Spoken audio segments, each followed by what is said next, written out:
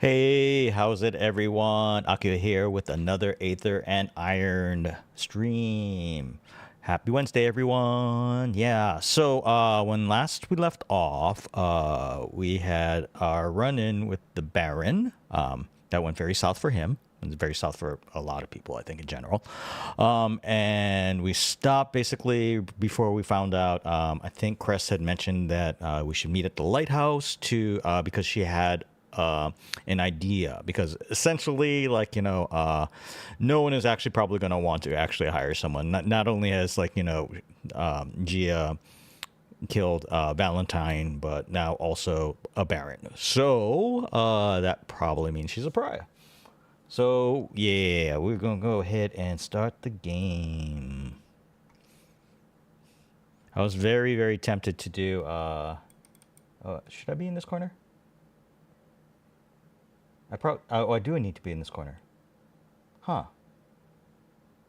You know, that's actually kind of odd, because that means that I was in this corner for the Horizon Zero Dawn stream. Which is not normally where I would be. Oh well. Alright.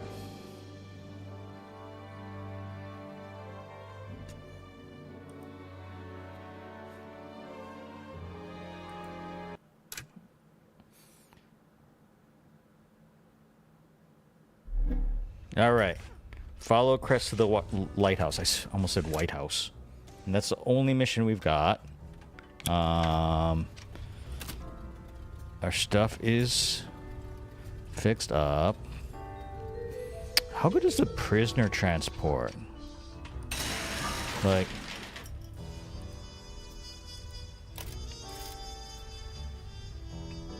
No, it's got weapons.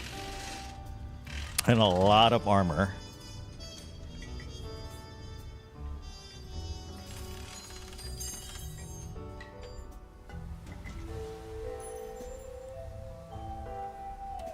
Huh. And a lot of weight.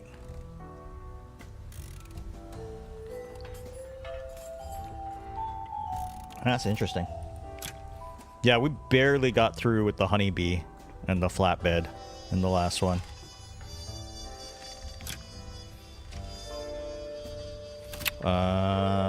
How are we doing on space? Okay, we got the contraband in there. This is to escape enemies.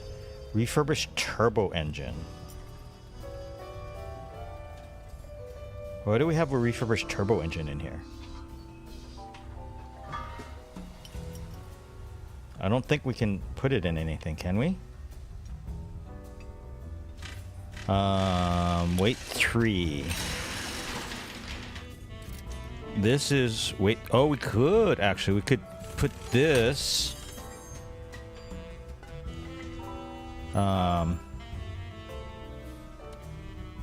Give her more AP as opposed to.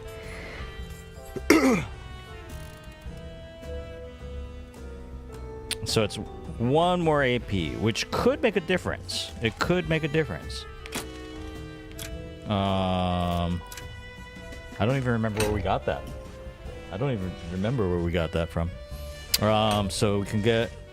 So instead of a stock engine, which is what it has, 7, we can put in the improved stock engine to give her a little more AP. Okay. Back to the hole.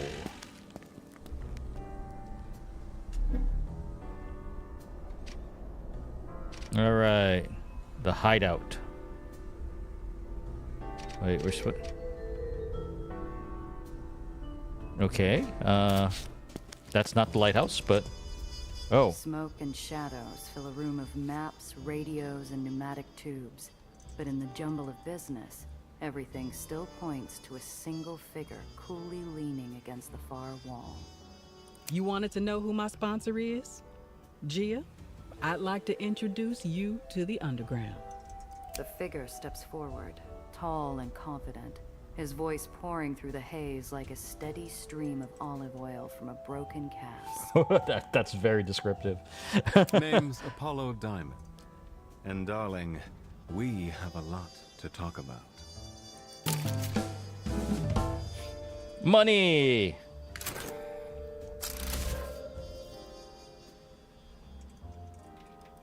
And level. Well, let's level first. Let's see.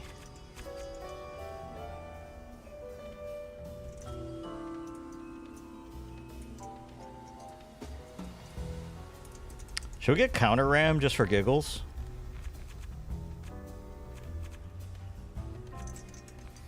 Oh wait, we only have 1 point. So we can get one of these things. I think hustle is the only thing. Let's hold off on for now, I think. 'Cause I don't know if we're gonna get another person.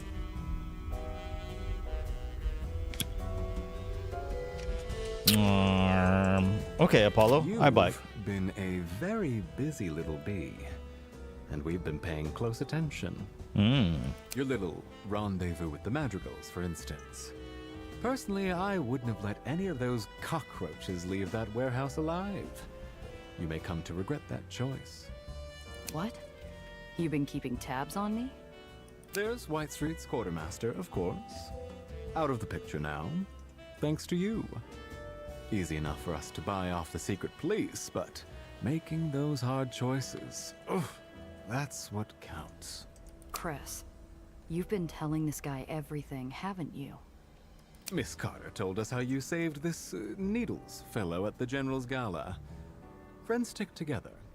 We appreciate that kind of loyalty. Right. Well, pleasure's mine and all that, but just so you know, I don't like being watched. Oh, comes with the job. You already know my associate, old Iron Hand here. Nice to see you again. Oh, I'm he glad survived. You and Cress are both safe. Sam Lowe seems more tense than when I first met him, as though standing next to a movie star makes him uncomfortable. Or maybe it's something entirely different. Roll, baby. Nice. No, it goes deeper than that. It's in the lines of their bodies, the energy they project into this cramped space. These men are like oil and water, fundamentally opposed. Diamond fidgets like a caged animal. Lowe is rooted to the spot like a load-bearing beam. These two are a powder keg. All they need is a spark. Glad you could make it, Gia. You didn't have to help Maria and Alex, but you did. Thank you. They didn't have enough money for a traditional memorial, but we made do. I squirm in discomfort at the mention of the recently departed Aetherians. I don't like it when things get too personal. Iron Hand is oblivious, steaming on ahead like a freight train. Choo-choo. The Free Home welcomed back all its lost children thanks to you. We owe you a debt, and we'll find a way to pay it. I don't know what to say. Who would? I remember our last conversation in the Free Home. You backed up Cress, which means you're loyal to your friends. That's good. Okay, so you're a political group or something. I assume you didn't invite me to your secret hideout for a round of cribbage. Hey, I could use a round of cribbage. Just relax. Oh, you assume correctly, sweetheart. It's been a while since I And played you cribbage. better hope this little chat goes well. We used to actually play cribbage at in university during breaks. Apollo, come on. I told you, she's legit. I believe you, Cress, as does Apollo, or he wouldn't have come. However, before we move forward, there are things we must first discuss. Okay. You killed the General. That's a good start. Wins you some points with this crowd. Keep quiet. I'm not about to give these mooks the satisfaction of a confession. Last time I checked, you go to church for those. I stay mum, and Apollo shrugs. Well, regardless, Tillinghast was just the beginning. We've got bigger fish to fry. Okay, this is interesting. With a showman's grace, Apollo gestures to a map of the barony called Dreamland, where a photograph of an elegant, sharp-eyed elderly woman is pinned. Her face is framed by newspaper cutouts and tabloid headlines. Homicide on the rise. I take it you are familiar with Marm Weiss?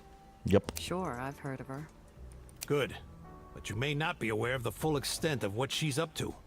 Dreamland's a den of vice, and she's its baron. She's supported by her hand-picked squad of elite, highly trained lieutenants called the Does. And she's aggressively expanding her territory. That's putting it mildly. She's gobbling up every bit of floating real estate she can.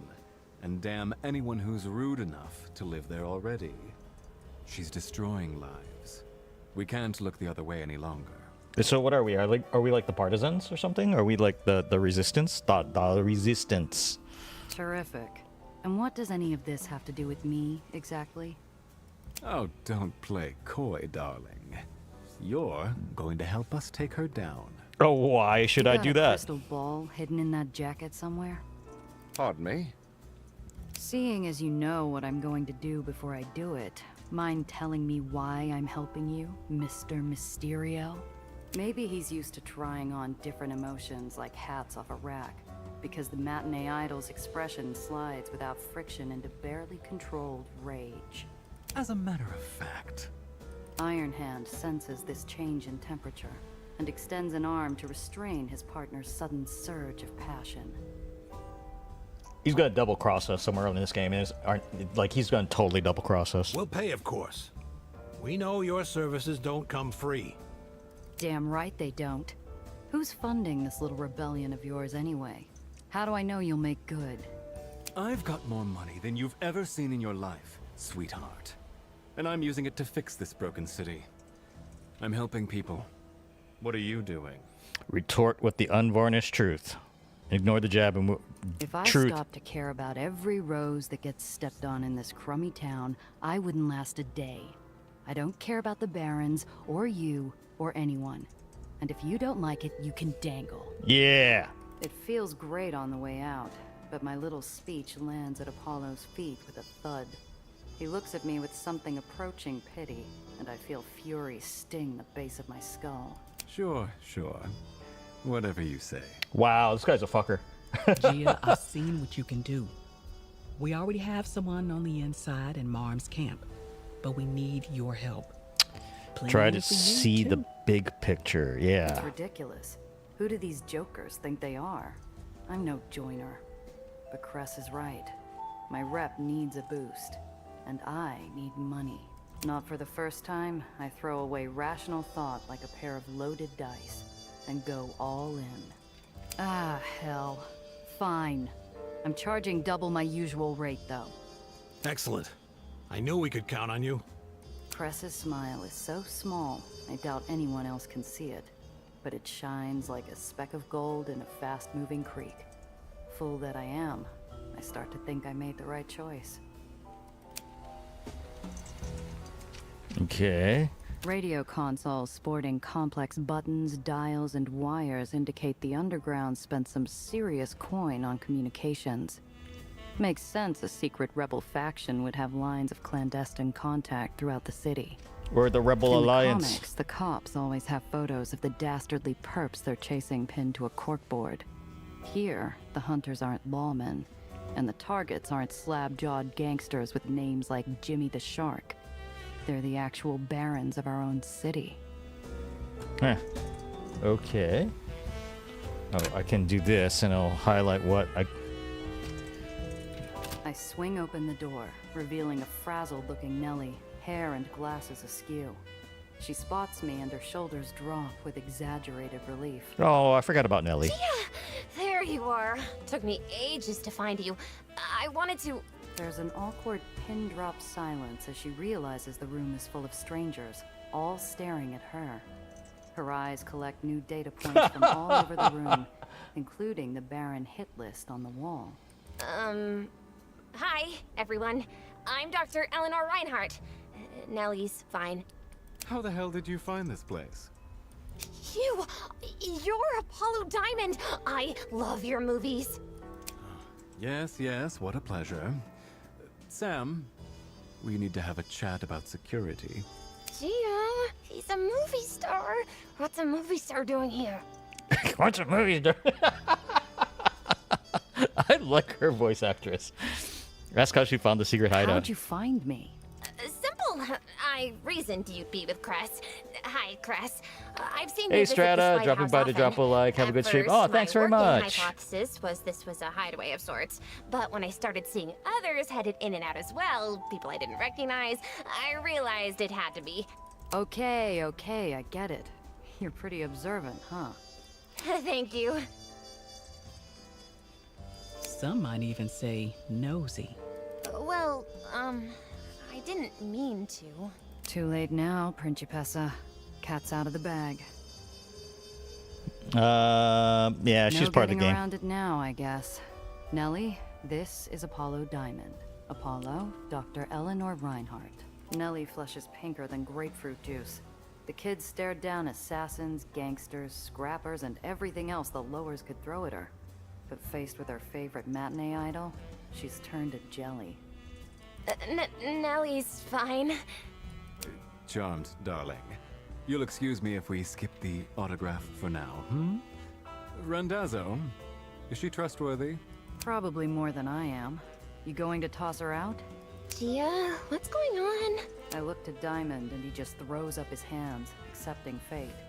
I take a moment to quietly catch her up on the situation. It's a lot of information to absorb all at once, but she soaks it up like an eager sponge. I'm sure it helps that she overheard half of it through the door. Kid, what are you doing here? If I may be so bold, I'm a little concerned you all think some Baron is the most pressing problem facing us right now.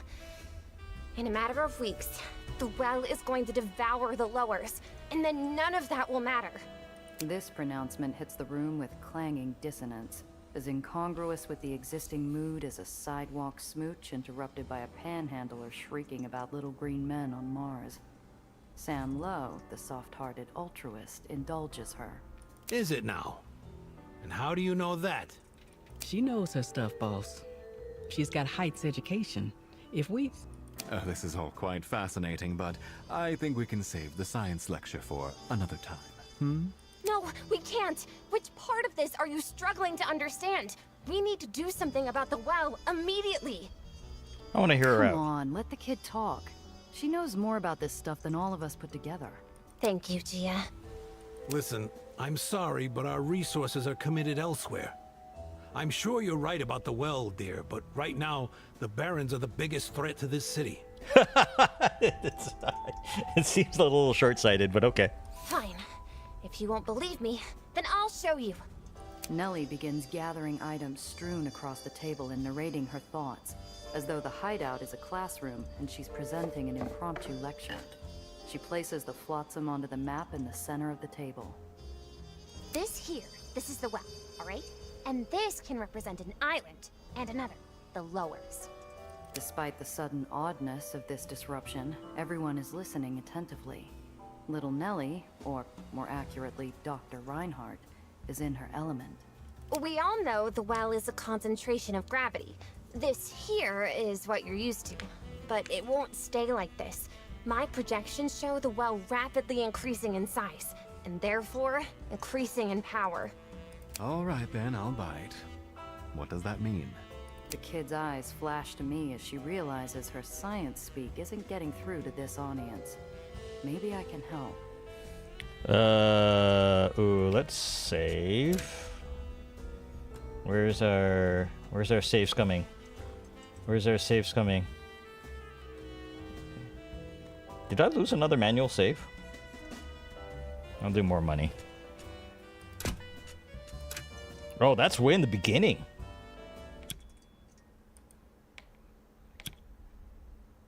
Try to encourage her. Where'd the music go? What happened to the music? What did I do to the music? You're on a roll, kid. Don't stop now. Oh, there it goes. The others glance between us, but I hold her stare. Her face brightens, and she seems to take on renewed... Nellie grabs the Oops. edges of the map, lifting them a few inches off the tabletop. The items representing our city's floating islands remain in place. As the well increases in intensity, its pull on everything nearby will also increase. A few days from now, it might be like this. A month from now. She hoists the edges of the map above her head, and the islands tumble violently towards the fold in the center, crashing together and breaking. The ember of a half-smoked cigar catches on the paper, and a line of ominous smoke bleeds upward from the shattered debris. You see? It's only getting worse. And if we don't act now, the well will destroy the lowers. I already kind of know how she knows this because that's her gig. Observe everyone. There's a pause, and then Apollo motions silently for Sam to join him. They confer in hushed voices. The kids' demonstration was harsh, but clear. And when the rebels turn back to us, it's obvious they know it too. Good job, Nelly. If you're right about this, then we can't let this lie. All right.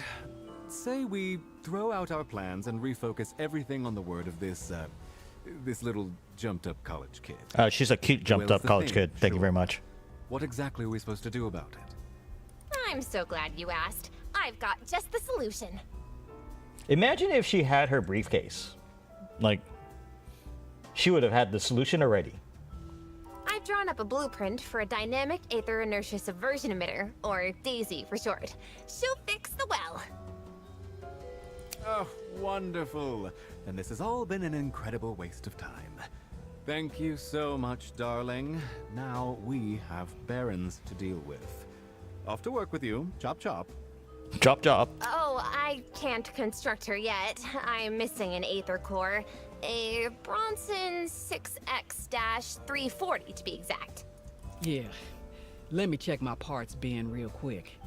You think you can find Aether cores just lying around? Or some Aetherians stupid enough to crash their own island for a payday they never even see? Daisy. Sorry, run that name by me one more time. Cute, isn't it? I tried out a few others, like Clara, short for Centripetal Lift Actuator Resonance Array, and Mouse, Mass Offset Unit for Singularity Elimination, but she just really seems like a daisy to me. Okay, if you say so.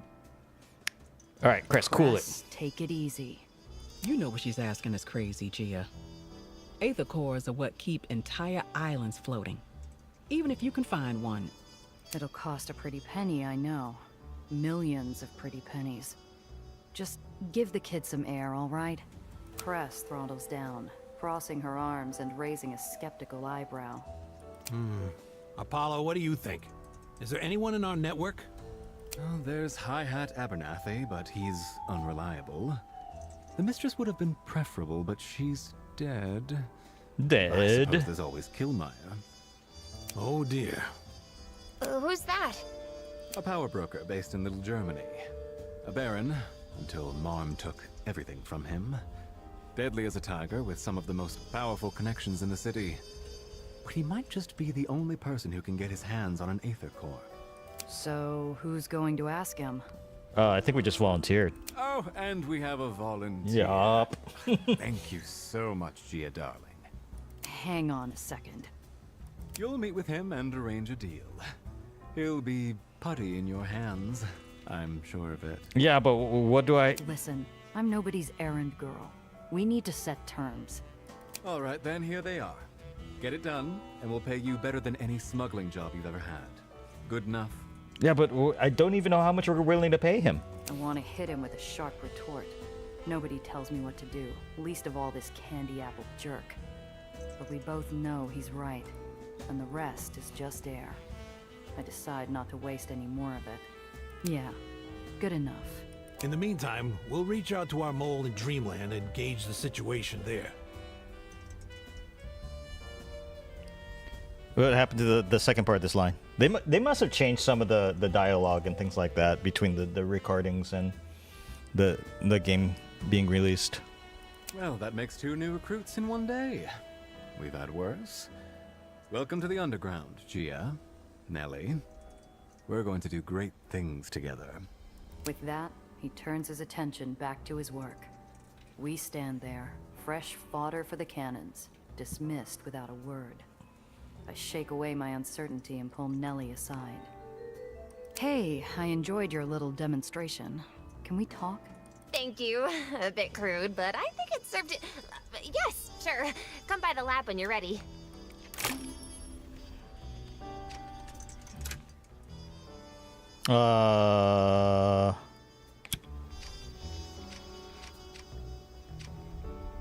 Back already, huh?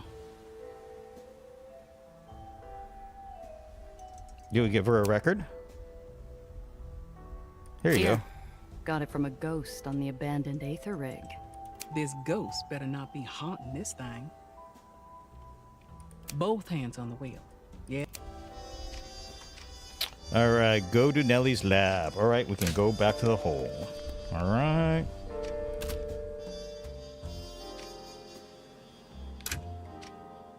Nellie seems to be applying her vast know-how in the construction of some kind of Aether-powered gizmo.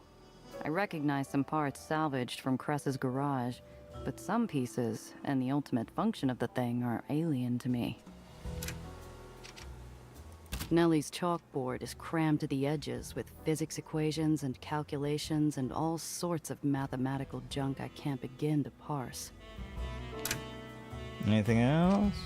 Not even fresh brewed coffee's enough to cut through the scent of decades-old mulch. Candy Kid jar. keeps a glass jar close at hand, half full of sweets. I'm sure she won't mind if I sneak one. Steamer trunk. What? Expert repair kit. Ah, let's take that along. Let's take that along. Thank you, Nellie. There's a cat.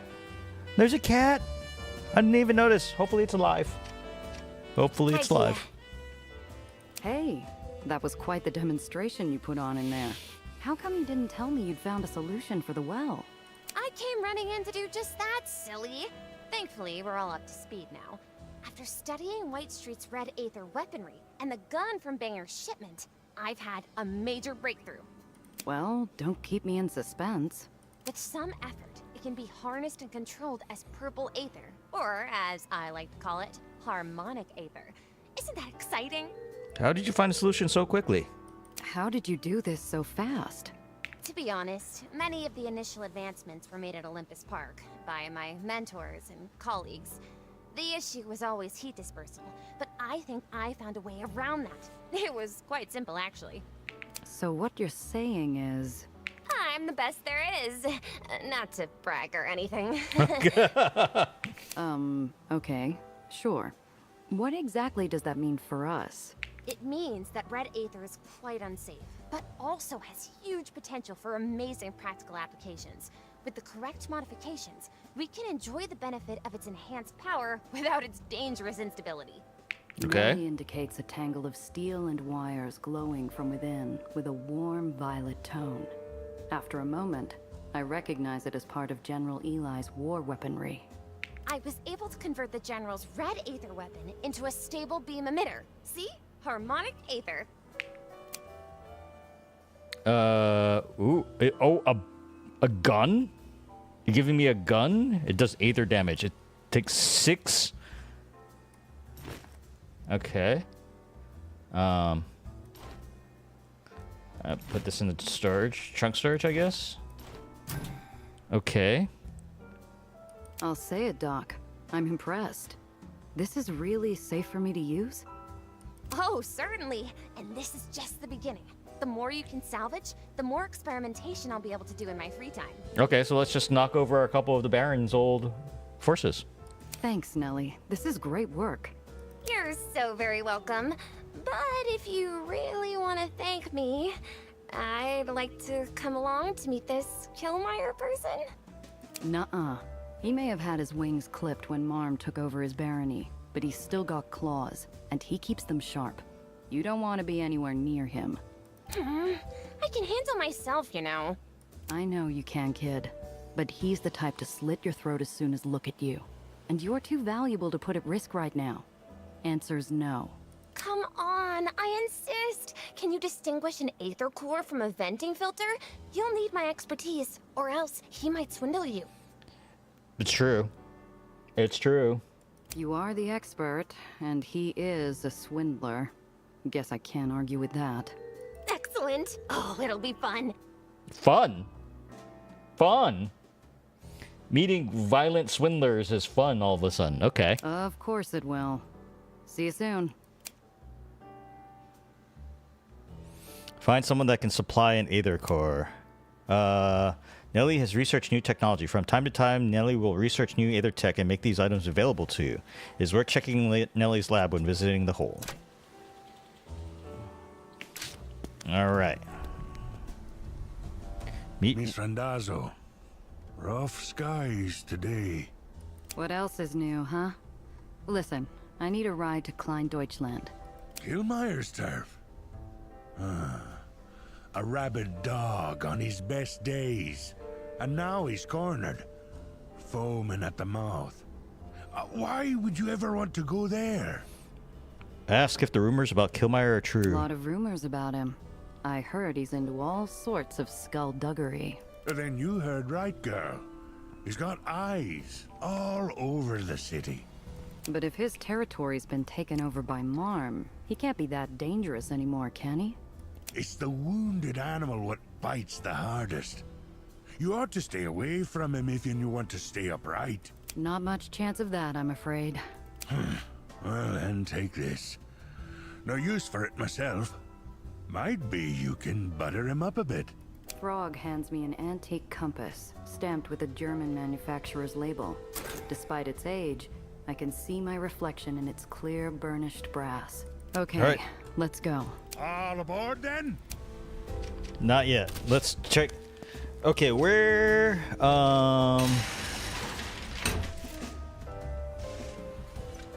wait one. Oh, it's an AoE.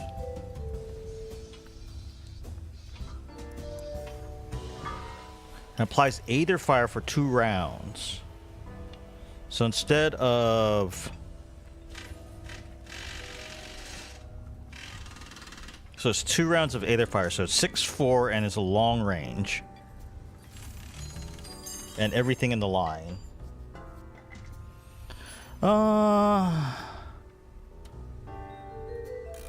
Sure. We'll try it. Aether beam. Okay. I don't think I have room for anything else. I need a better car, guys.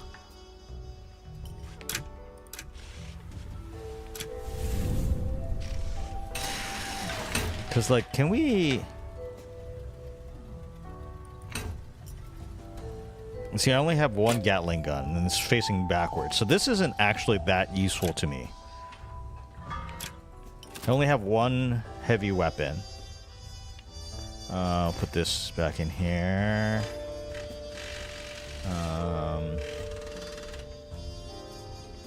Repair kit. Expert repair kit.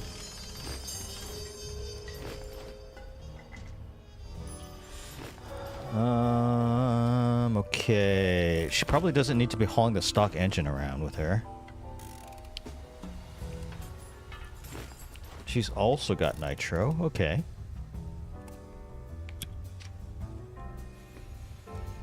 Don't think there's anything else I can do, really. I don't think there's anything else. Everything's equipped.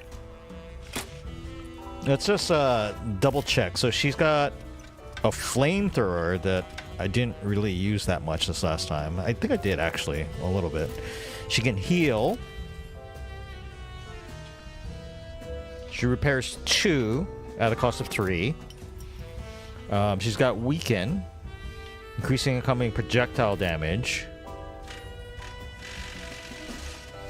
And shunt. This basically lets her do like a ram without actually ramming, which is actually kind of cool. The weaken I thought was going to be useful, but I don't think actually, since this is actually projectile damage and this is Aether damage. So it'll only work for this.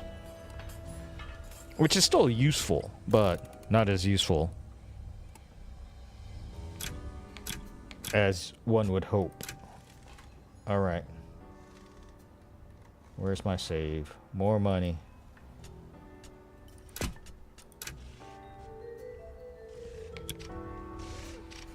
Alright.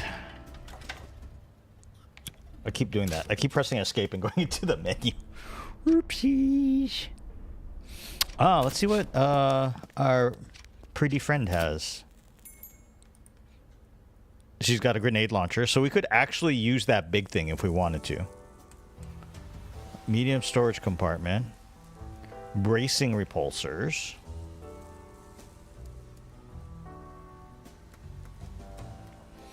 Apply collision resistance and sturdy to yourself. You cannot move, ram, or be forcibly moved while affected by this. That's kind of interesting.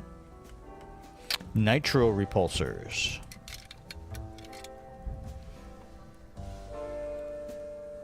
Gain the hasten status effect, reducing the cost of movement for 2 turns, once per combat. Shunt, armor buster. Notepad for gumshoe checks. Expend this item to respect one character's talents. Oh, that's pretty good. We're going to go ahead and buy this.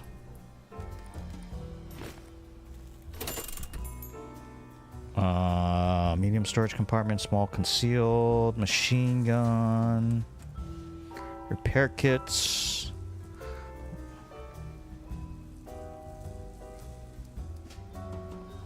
Oh. This might be better. How much does this cost? $199?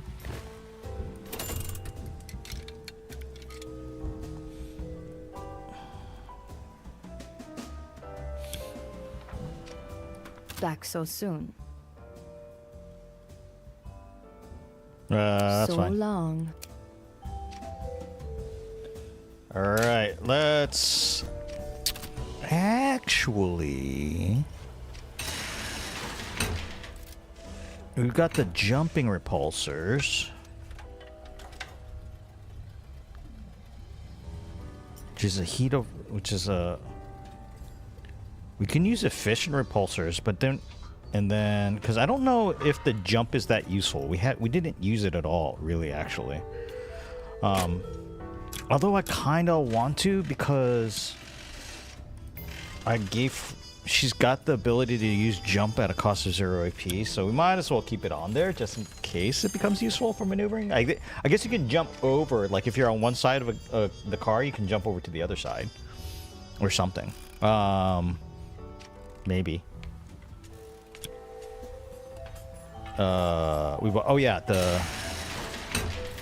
So instead of armor buster,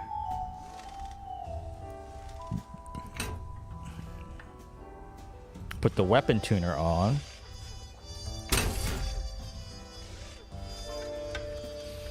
I guess if we could double up on it, we want the welding arm though. And I like the fact that she's got shunt. So that she doesn't take as much damage. So she basically can ram without doing damage to herself because of that. We'll see. We'll see.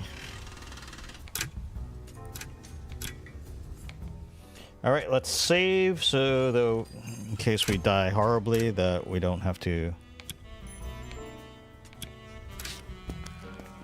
redo all that stuff. Captain's quarters, manage vehicles.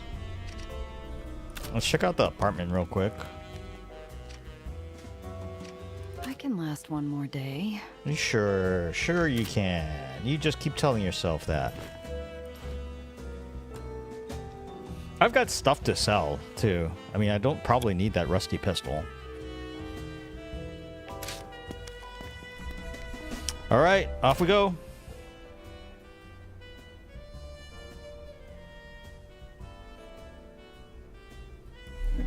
Wham.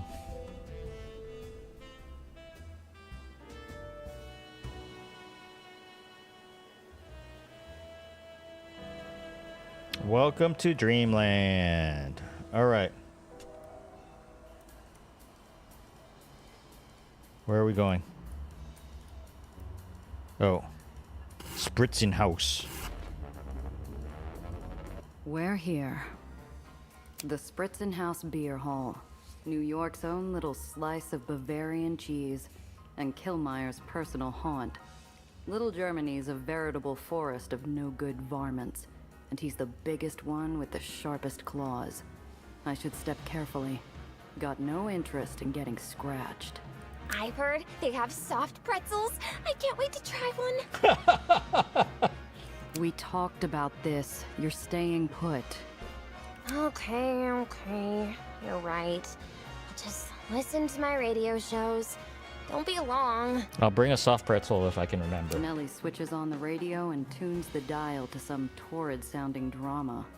I didn't even realize we had an AM transmitter in this heap.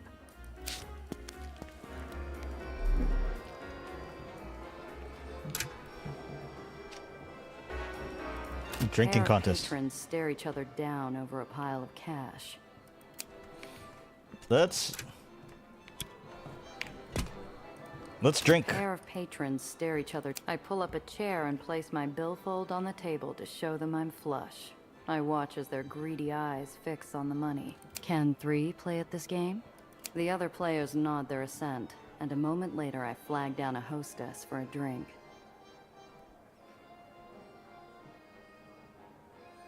41%. This is not good. I'll try for shits. Oh, we won!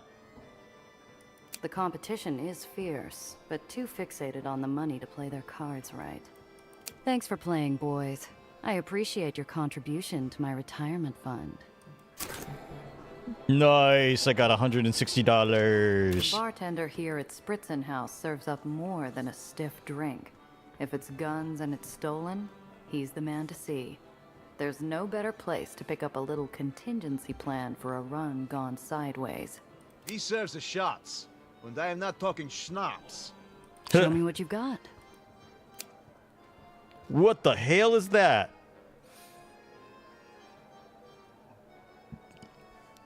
Gravity Mall or a repulsor. Scout rifle.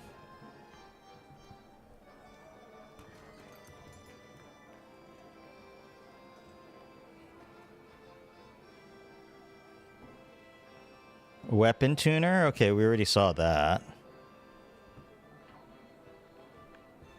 Repulsor wrecker. Applies collision vulnerability. Applies Aether vulnerability. Oh, he's got loaded dice. And I might as well buy that here. I don't know when the next time I'll be here is. Improved shotgun.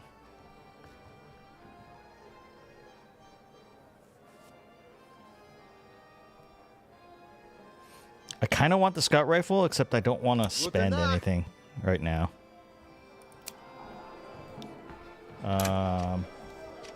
The place is a riot of music, laughter, and German conviviality. Spilled beer makes a flytrap of the floor. Rusting suits of armor guard the perimeter, and the air stinks of sweat and smoked meat. Smoked meat. 𝐂𝐫𝐞𝐝 nods absently at the musicians, who take his cue and finish their polka with a relieved flourish. I approach the stage. Up close, their lederhosen might be even louder than their instruments. Guten Tag, gents. You don't happen to know the fellow up there, do you? I nod in 𝐂𝐫𝐼's direction, and their flushed faces turn suddenly pale. The tuba player leans down to me, anxiously holding on to a pleasant smile. Yeah, that's 𝐂𝐫𝐼. Everyone knows him. Not me. Feel like giving a girl an introduction? Sorry, madam. We're just here to play. We don't want any trouble. Look for clues about the fear. We rolled bad, but we still succeeded. He wipes a kerchief across his brow, and his trembling hand suggests it's not the music making or the stifling heat making him perspire. I spy the corner of a well-worn photograph. A little fat-cheeked boy peeking out of his side pocket. That your son? Hope so. It'd be a bit strange to pocket a photo of someone else's kid. Yes. Let me guess. His safety, his future. It's all at the whim of the big man upstairs, and how well you dance to his tune. Or play, I guess. How did you... Not my first rodeo, pal. You got those in Germany? Never mind. Thanks. Ask for help. I need to roll a 6. Listen, Fritz. One way or another, I'm meeting 𝐂𝐫𝐞𝐿. Who knows what I might say? I'm sure your snot-nosed kid would be upset to hear you didn't want to help a girl in need. She's so nice. No, she's not. All right. Just give me a moment. He shuffles off and supplicates to 𝐂𝐫𝐿. I can't quite make out what they're saying, but I see the tuba man gesture in my direction, and as I lock eyes with 𝐂𝐫𝐿, I feel the heat of his gaze like I'm staring into an oven. 𝐂𝐫𝐿 smiles and inclines his head, and the musician scurries back over to me with obvious relief splashed across his features. 𝐂𝐫𝐿 will be pleased to make your acquaintance, madam. He turns to his bandmates, and his tone instantly darkens. He relays something in German that the others seem very displeased about. When he turns back to me, his politeness is just a paper-thin veneer. Uh-oh. We must now play 3 more sets tonight, on the house. So, if you'll sorry. excuse us. All right, then. Enjoy your evening. Can I give him a tip? Can I at least give him a tip?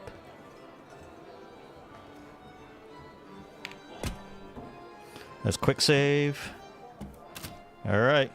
Balthazar 𝐂𝐫𝐿's a great bear of a man, with scars and fine silk stretched over his overfed frame. He affects a kingly air, adorned with gold from the gaudy rings screwed onto his sausage fingers to the schoolboy curls plastered to his skull. Herr 𝐂𝐫𝐿, can I have a word? Aha! A word, a drink, a bite of sausage. It's all yours for the taking, meine Schatzi. I don't believe we've met. Dieter, bring her a beer. No thanks. I'm here to talk business. I make it a point to only do business with people I know. And we've only just met, my dear. Please. I insist. One of his cronies appears with a glass beer mug as tall as my boot. Foam sloshes out as he pushes it into my hands. At the same moment, I feel a pinch as the goon next to me points a switchblade at my ribs. A test, then.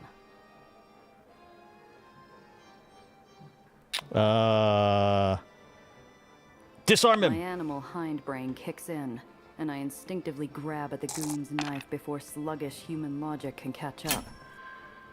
Nice. I snatch the switchblade and spin it between my fingers. In a flash, it's pressed to the goon's throat, and his friends leap up and reach for their own heat. Impressive. Come now, boys, put your weapons away. A casual flick of 𝐂𝐫𝐿's hand sends the staff into a frenzy as they clear a table for him downstairs. He settles his great bulk onto the groaning, protesting bench, and gestures magnanimously for me to sit across from him. Now then, what is your name, Liebling? Gia Randazzo. Oh, you are an impressive young woman, Miss Randazzo. Why don't you stay with us for a while, and we'll get to know each other more intimately? He runs his tongue over his lips, a pig slavering at the trough. Sweat glistens on his forehead. His goons loom like vultures. Suddenly, I feel like vomiting. Decline politely. Tempting. But tonight I'm just after an Aether core. A Bronson, if you can get one. His eye twitches involuntarily, and then the beer hall echoes with his booming laughter. I wait, impassive, while he wipes the tears from his ruddy cheeks. Seeing my expression, though, he gapes in disbelief. You are serious? But this is impossible, Liebling. I was told nothing's impossible for the great 𝐂𝐫𝐿. What's one little Aether core to the Baron of Klein Deutschland?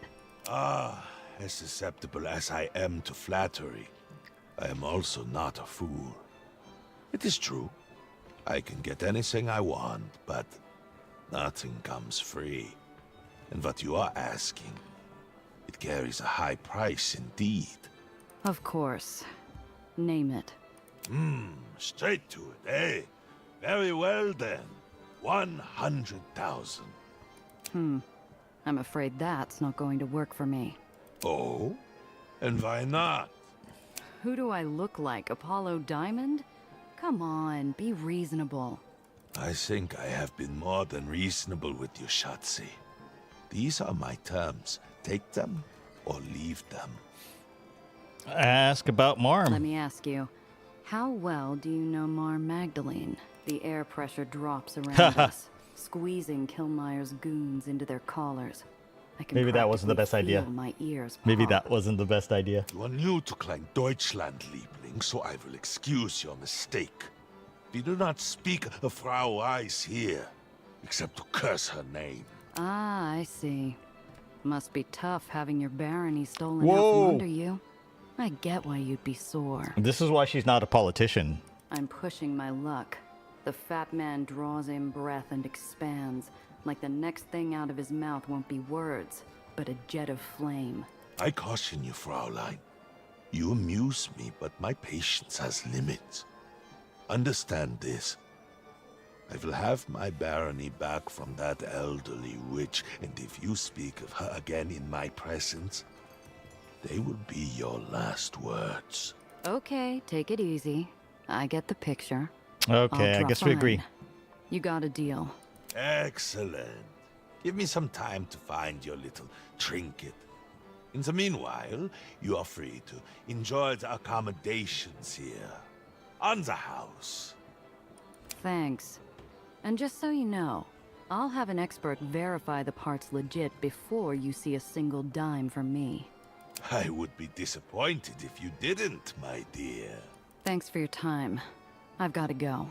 Ah, shame. I shall count the minutes until our next meeting. Auf Wiedersehen, my dear. Turn to Nelly.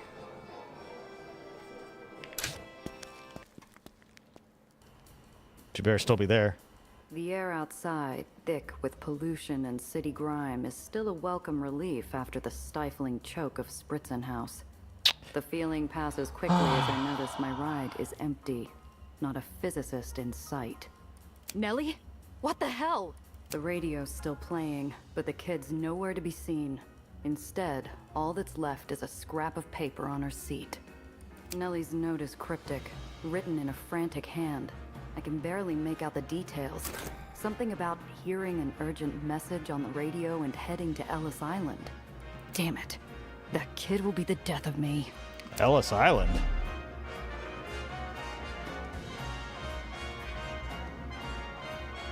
That's Ellis Island?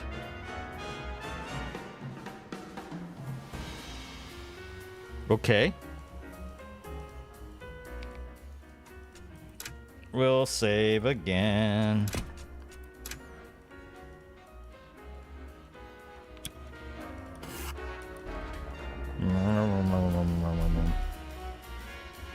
I'm like a filly wearing blinders as I gallop towards Ellis Island, which is why I don't see Dufresne's night black Oh, line no. until it's right up alongside me. He's looking distinctly worse for wear, if no less grimly determined. Found you. Ugh, you again? Leave me alone, you drip. You went and bruised my pride back in White Street. Afraid it's personal now. I thought you were just after the kid. Oh, I am. I'll find her and bring her home. You can tell me where she is now, like a good girl. Or I can dig it out from under your fingernails. You'll have to run me off the road first. Suit yourself.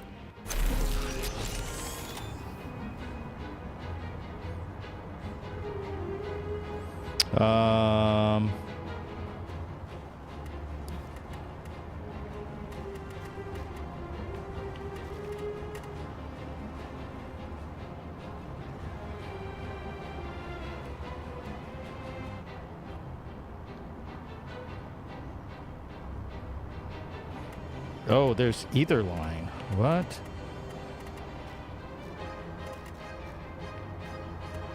Cannot move here.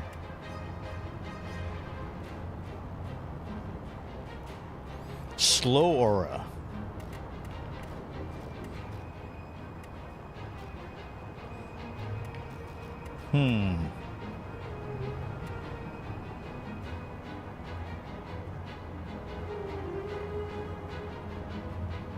I don't like this slow aura thing.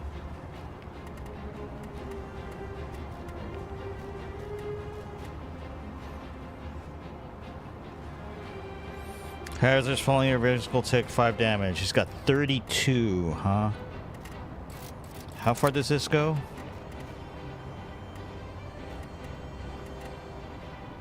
Goes back 2.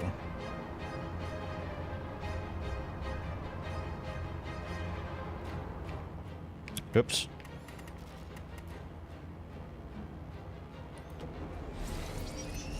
Okay, we'll try this. You only took 1 damage, huh? Okay.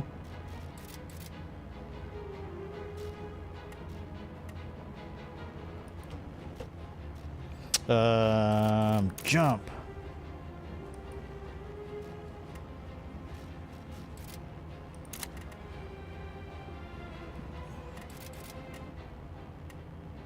Oh, see, you can actually just jump over things. That's kind of cool. Not useful for me right now where I'm at, but...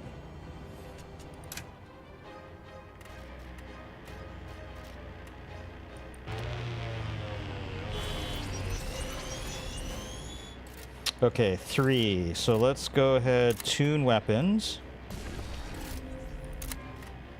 And...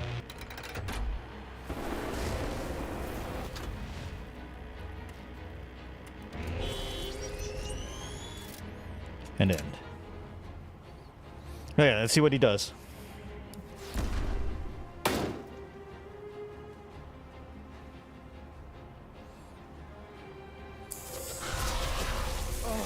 These roads are falling apart.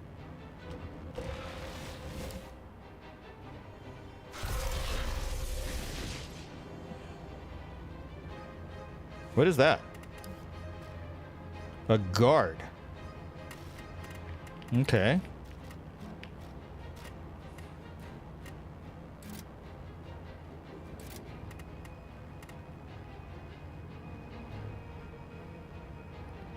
I wonder...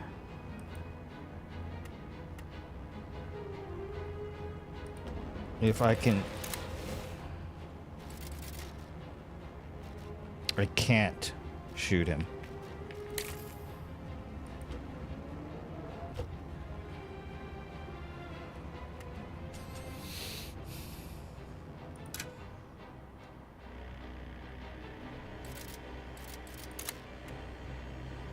Oh, I don't want to hit the bystander.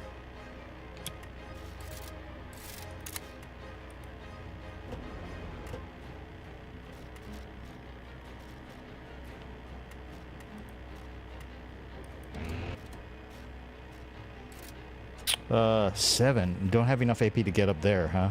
Okay, that's fine.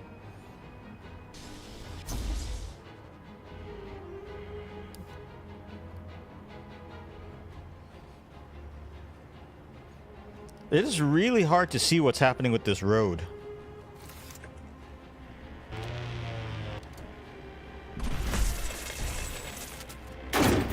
Whoa! Why me, you fucker?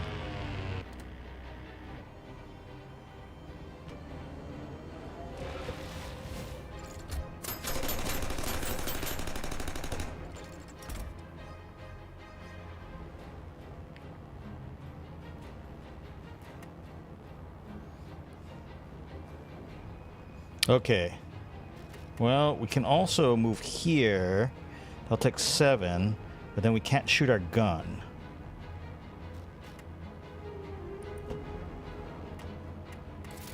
Jump. We'll go here. Ba-dunk. And then we'll shoot our pistol.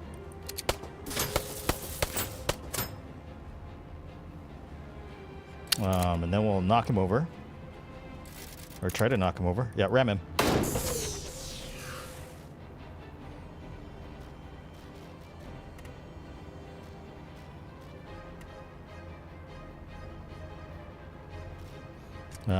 And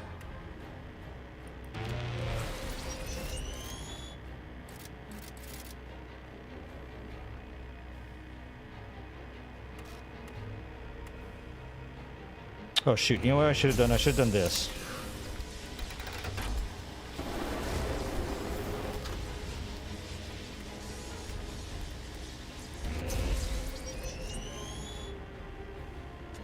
And I don't know why that guard is attacking us.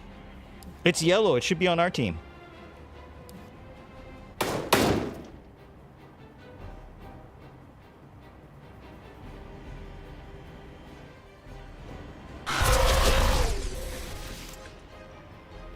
Oh, he got taken out. You got lucky.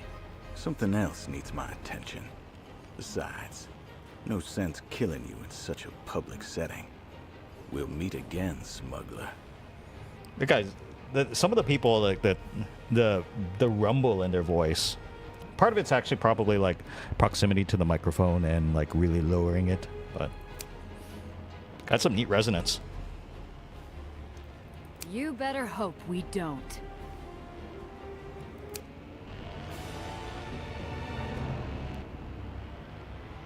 Victory! Improvised pistol. Scrap, which we're gonna need.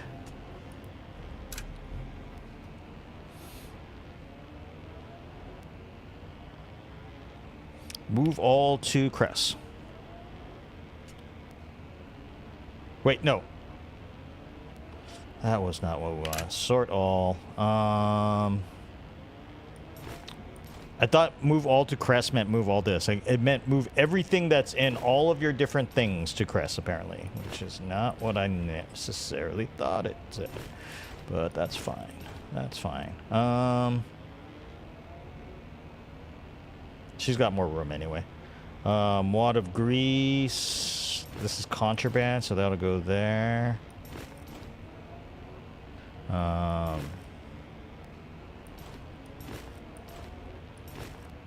All right. That didn't quite mean what I thought it meant.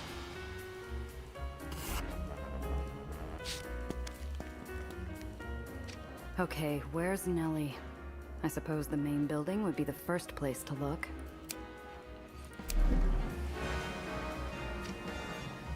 Bluebells. Above the bustling hum of the ferry, I hear the distinctive ringing of a bluebell, making his rounds to collect fares. They're a common enough sight, but I never did get used to seeing children doing shift work. He approaches me with a smile. Hello, miss. There's a nickel, please.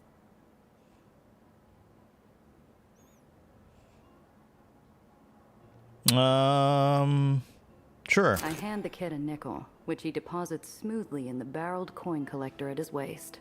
Much obliged, miss. Ask about the What's island. the latest at Ellis Island?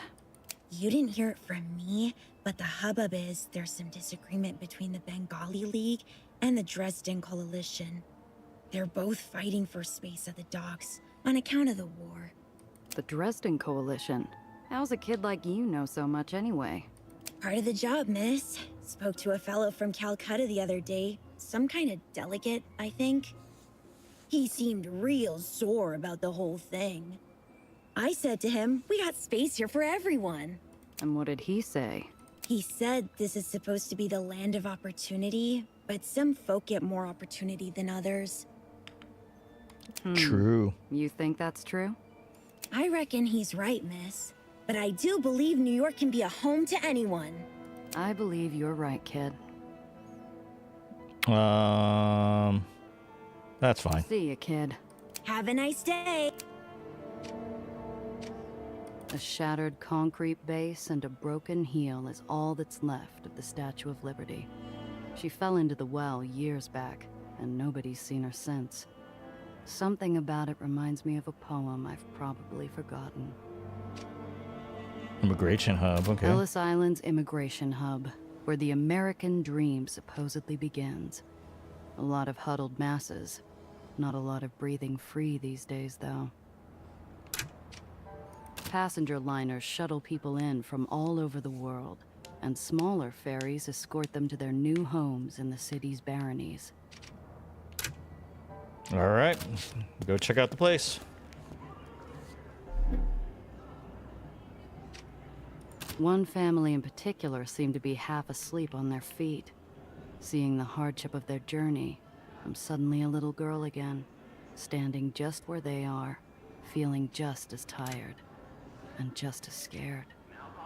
The immigration officers are doing their best to keep things civil amongst the din, but they look like they haven't had a break in hours. A few haven't even had a chance to shave. Banners representing some of the city's baronies hang like advertisements on a marquee, selling hope and prosperity to desperate newcomers. Too bad for them, it's all snake oil. Anything Customs raises their eyebrows at ends up here. I peer inside the crack of the door and notice the alarm wire, rigged to detect entry. Disable it. Oh my god, I suck. Reroll that shit. I slide a knife into the gap and run it down toward the jam. The sharp edge slices the wire neatly in two, and I gently pry open the latch. Sorry, Nelly, I'm stealing stuff. Later, I'm inside. Well, what have we here? Lying on top of a stack of conspicuously forged documents sits a shiny chrome pistol. I slide it under my coat and slip back into the foyer before anyone's the wiser. Is it good? No, it's the same as everything else we've got. Oh well. Scanning the Not crowd, worth it. I finally pick out the shine of Nellie's distinctive platinum blonde hair. She's talking to a middle-aged man I don't know. I make sure to keep her in eyeshot and keep my temper in check as I make my way downstairs towards them. Pardon the interruption, but what the hell, Nellie? Nellie spins, her expression betraying genuine shock at my sudden appearance. She's keyed up with emotion, her neck flushed, and her words spill out faster than she can control them. Gia, why are you... Oh, Gia, this is Professor Alistair Gardner. I can't believe it. I thought he was dead. As did I, my dear. When I woke up, bruised and bloody, and you were nowhere to be found. But we're together again, and that's what matters. I know. Gia, isn't it wonderful? That seems like a coincidence. Oh, hello, Miss Randazzo. I've heard so much about you already. Sure, agreeing Nice politely. to meet you. Heard a lot about you, too. Indeed, it was a pleasure meeting you. Now, Eleanor, don't you think we ought to... It was extraordinary, Gia. He wrote in the radio show and left a secret message just for me. Between segments, they read personal advertisements. You see, the professor didn't use names, but I knew immediately it was him. I'm sorry I had to leave so quickly. As she babbles, I cast an eye over her companion. He seems pleasant, if a bit fidgety, like he's impatient or something. What's going on here exactly? Let's save. This sounds sus. This sounds super sus, guys. Jump around. Okay, Clutched in his hand, I can see a pair of ferry tickets. They're close enough for me to read the words Olympus Gates stamped across the top. That's the entrance to the heights. And those ferries aren't cheap. Gardner clocks me eyeing the tickets in his hand and smoothly pockets them. Going somewhere? Well, of course! We've got to get back to Olympus Park. There's so much to do. Indeed, my dear. And if we want to make our ferry, we better get going. Wait a second. Nellie, you can't just leave. But Professor Gardner... You have to fix the well. And I just ran into our old friend, Dufresne. Did you know he's still looking for you? You can't go back to the heights. It's not safe. Nellie seems pulled in opposite directions, like she's stuck between magnets, her mind rapidly computing the factors separating her new life in the lowers and her old mentor who's suddenly back in the flesh. Professor, Gia is right. I'm being foolish. I have to stay and fix the well. I don't think these tickets are refundable, but if you think that's what's best, I know enough by now not to try and stop you. All right then. I'll stay and finish my work. We've got a well to fix. I wish you the best of luck. Please contact me if you need my help. Professor, don't be ridiculous. You're coming to stay with us at the hole, isn't he, Gia? What? Oh no, I couldn't. I won't impose myself like that. Don't give it another thought. I'm getting awfully sick of people not listening to me. You're coming to stay with us, and that's final. Gardner looks to me, shrugging helplessly. I've spent enough time with Eleanor Reinhardt to know exactly how he feels. We share a small half-smile. Hell, always room for one more. I'm headed there now anyways. We have lots to talk about. Wahoo!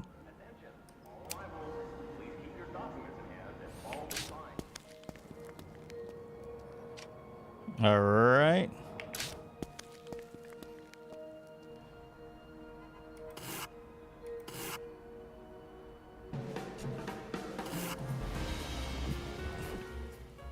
All right, back to the hole. And repair our cars. Welcome to the hole, Professor. It isn't much, but it's home. How quaint. We'll find you somewhere to stay. Oh, and just wait until you see my lab. Oh, wait, I've got to clean up. Thank you again, Miss Randazzo. I'm going to get myself situated. I'll see you both very soon.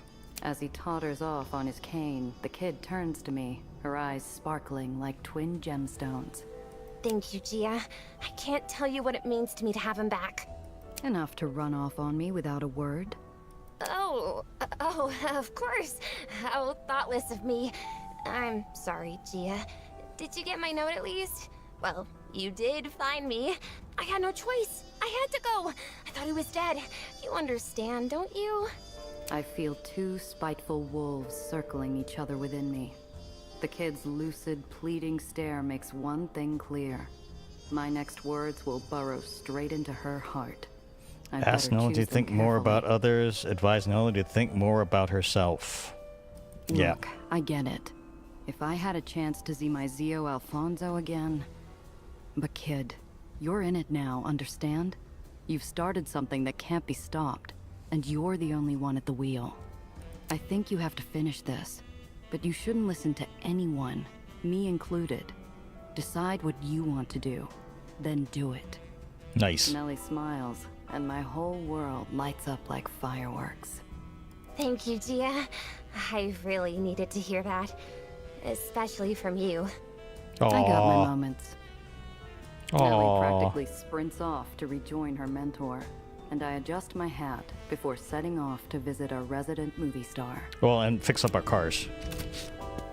We fix up our cars first, just in case.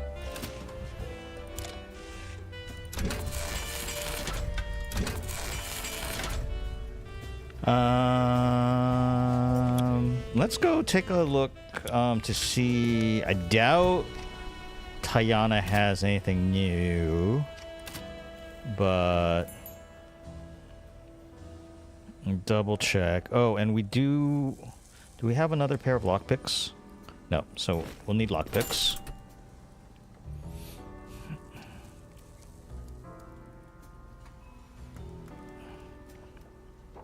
Light armor.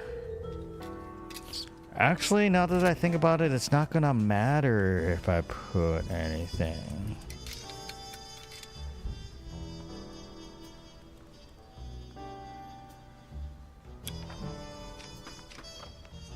I was thinking... I don't have any other armor besides...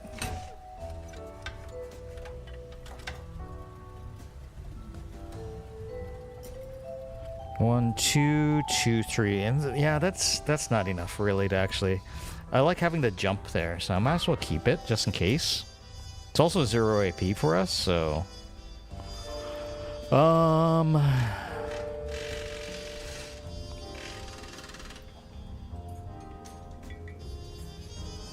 I could put pistols on both sides.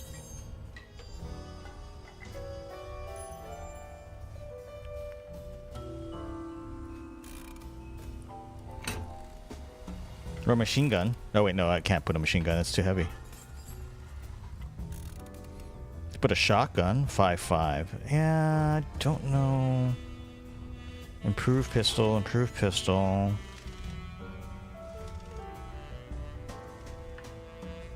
Yeah, I think we'll leave it as is. And we can't put guns on her, so that's fine. Okay, we at least repaired stuff, so that's good. Move this over there. Guess we'll leave that in there just for now.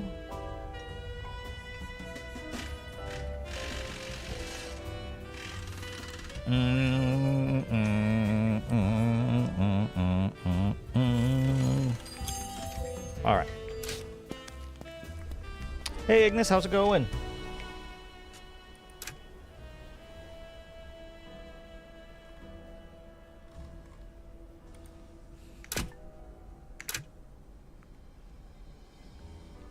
Thanks for dropping by. Root cellar. I'm about to knock on the door when I hear muffled voices on the other side. Eavesdrop first. I lean my ear against the cold Trying wood, to snatches play of tense around with conversation lossless fluttering past scaling. me How like about crisp you? leaves Not on too the bad. wind. I did a little For the bit of birthday relic bash. hunting for Varuna Prime earlier If there's today. enough money. Need help now. How many more islands before? Understand that, but if we... Not good enough. I'm alone out here. Damn it, Sam. Tell her. The divide between the two erstwhile leaders of the underground seems to be widening. I'm no politician, but it seems to me they're in dire need of unity in their ranks if they don't want this campaign to fall apart before the votes are counted. I give the door a few sharp knocks. Apollo's face and his expensive aftershave are there to greet me when it opens. He ushers me in. Sophie's agitated. You heard her, Sam. The situation is becoming more unstable, and Mom's birthday is How's the only game so days far? away. We Pretty have good. to move. I'm enjoying it. We shall see how things go. It gets tested every now and then on YouTube, which is kind of cool. Sophie? Sophie Seltzer, leader of the Does and our mole in Dreamland. Sharp as a switchblade, but thankfully she's with us. And she needs my help dealing with Marm now. Look, I agree. Mom is a loose bolt who wants tightening. The Aetherians are the only thing holding that monstrosity up in the sky. And I can't say the labor talks are going great. But you saw the girls' demonstration. We can't ignore the well. You know what I can't ignore? The pledge you and I made. You remember, don't you? The strong, the weak, the worthy, the meek, etc. Should I come back later? They're having a Apollo and lover's Sam spat. deflate, letting their hackles down like a pair of chastised dogs. Sorry, Gia. We tend to get carried away. How'd the meet with 𝐂𝐫𝐞𝐿 go? Report. The meet with 𝐂𝐫𝐞𝐝 went well, I think. He says he can get the Aether core. But he's asking a king's ransom for it. Damn. Maybe we ought to just steal it from him. 𝐂𝐫𝐞𝐝 has connections with people that don't exist, who get supplies from places nobody can find. Marm may have embarrassed him, but that's only made him more dangerous. And we don't have a mole in his camp like we do with Marm. What he's asking... it's ludicrous. I'm rich, darling, but I'm not that rich. Are we going to ignore the girl's warning about the well? Bro, you got convinced pretty good, huh? People are dying, Sam. We can't just stand by. So what do we do?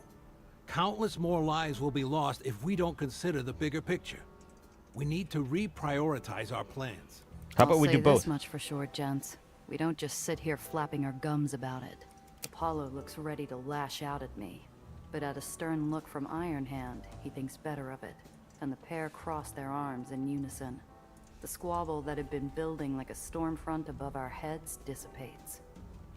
They fume silently for what feels like an eternity. I mull over their words, and the image of Marm wading through piles of gold, snatching up other baronies like a shark swimming through crowded waters. Then it hits me. We steal it from her. Wait a second. You said Marm's loaded, right?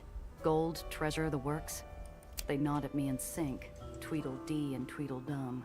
Let's steal it. They stare at me, then at one another, dumbfounded. In an instant, they snap into focus and lean in close as they weigh the risks in hushed, excited tones. Not as crazy as it sounds, Sam. She might be onto something. It's robbing Peter to pay Paul, but might be our best shot. 𝐂𝐫𝐤's on the alert, but Marm's not. She's distracted. We can use that. And she can't keep expanding without capital. We'd stop her dead in her tracks. The girl can fix the well. And Marm gets a sucker punch where it'll really hurt. So, are we robbing a casino or what? All three of us burst out laughing, and Apollo embraces Sam as he whoops with excitement. Their passion is infectious, and Apollo's eyes are alight with purpose as he clasps his hands together. Ha! All right. Here's the plan. 1, I'll hook Gia up with Sophie. They can coordinate and figure out how to access Marm's vault inside the Pandemonium Casino. 2, we stage a distraction, grab the loot, and get out. And finally, 3, you meet with 𝐂𝐫𝐤 again and get that Aether core. Well, what are we just standing around for? Let's get to work. All right. How you doing, Cress? Back already, huh? How are you holding up? How are you doing, Cress? Exactly how long are you planning on mother henning me? That depends. Is there anything I gotta worry about? Well, Nosy, since you asked, I'm doing better. I can hold a wrench, and I'm focused enough to keep my eyes on the road. Helps we got bigger things to worry about than Eli, thanks to you and your client putting a spotlight on the well. See ya. See ya. I'm mother henning, guys. Maybe a quick drink. Somewhere quiet to calm down before I head out again.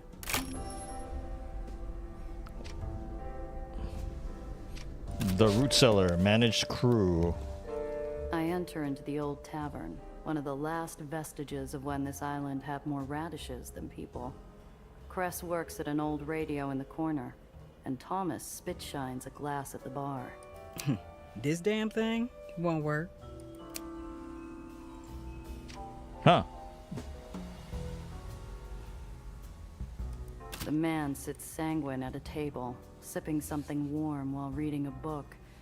In French? Nothing like some light reading. Getting comfortable? Why, yes. Yes, I am. Thank you, Miss Randazzo.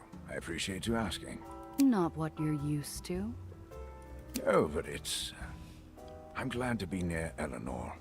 And Thomas is quite the brilliant mixologist. Made me a tea cocktail I'd never even heard of. He waits for some reply, perhaps some witty repartee about tea variety. I'm just going to have to disappoint. Well, if you need anything... Don't worry, it's not your job to play babysitter. I can take care of myself. Thank you, though, for offering. All right. What's up, Cress? I just talked to you. Thing won't work. She gives the radio a lovingly spiteful kick, jostling a box of tools and spare parts next to it. Finally, after several more expletives, the radio springs to life. It's the bottom of the 8th. The Metromaniacs have the New England rails on the ropes. If Cookie Anderson can strike out one more... Cress, covered in sweat, sits down on the floor and leans her head against the radio, listening intently. Oh, you're a baseball fan. It's still going, and Cookie's pitching still.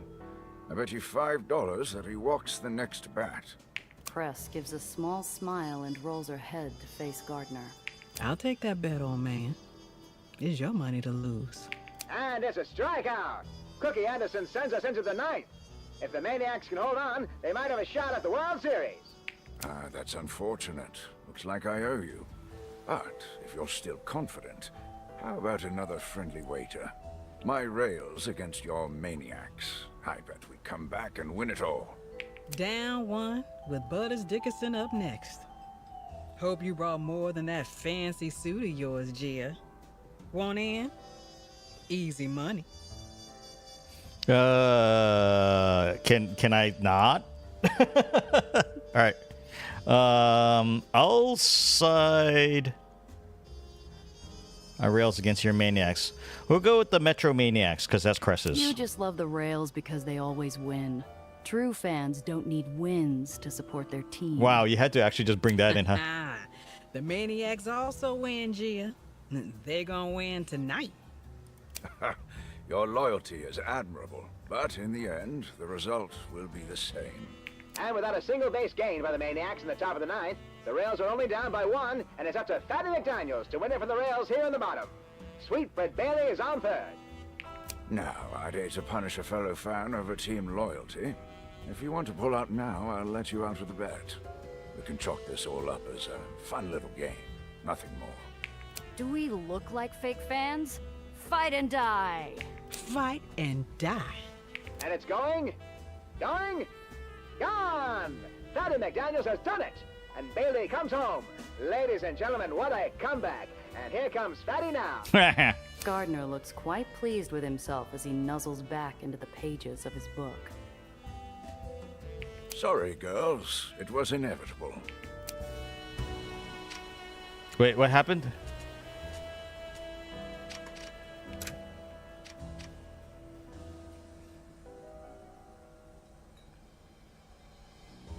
Did her morale go down because of that? I was trying to help her out.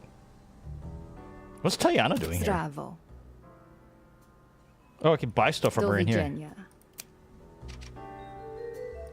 I've got the other shipments coming in soon, but it will be later than you wanted. Come on. Everything is late here in the hole. Why do you think I'm planning on dying here? I better get a couple more years at least. Thomas, I will get you your spirits before the end of the week. Perfect! I don't think I would have survived Nellie without an inoculation shot from Thomas. Years of knowing the man, I don't think I've ever seen that grin of his drop. Ah, Gia, you're back! Wow, my, why the long face? I've got something for you that'll be perfect.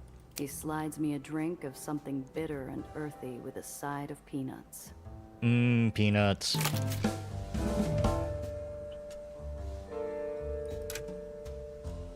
Okay.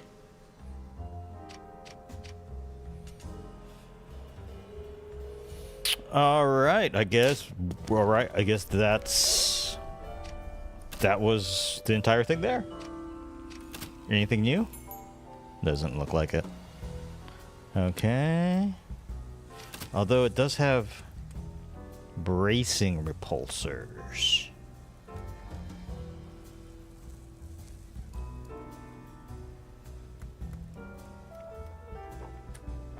Plus 2 AP.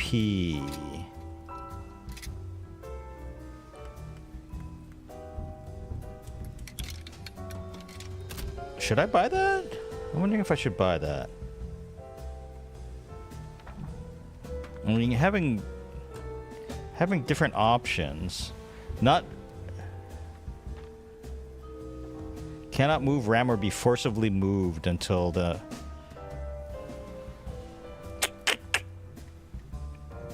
It's a lot of money, though. And I might need it later. We'll hold off for now. We'll hold off for now. And we'll save here. I'm going to take a quick break.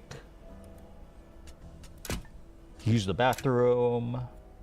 Get another drink. And I will be right back. We can leave it over here so you can listen to music.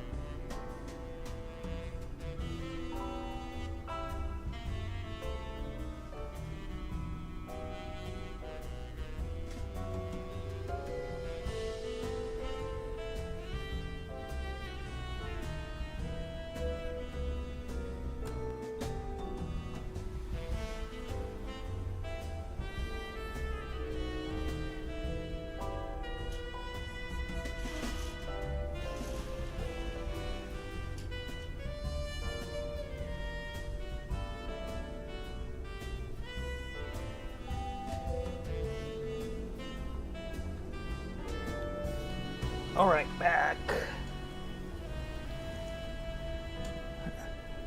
Go to Pandemonium Casino in Dreamland.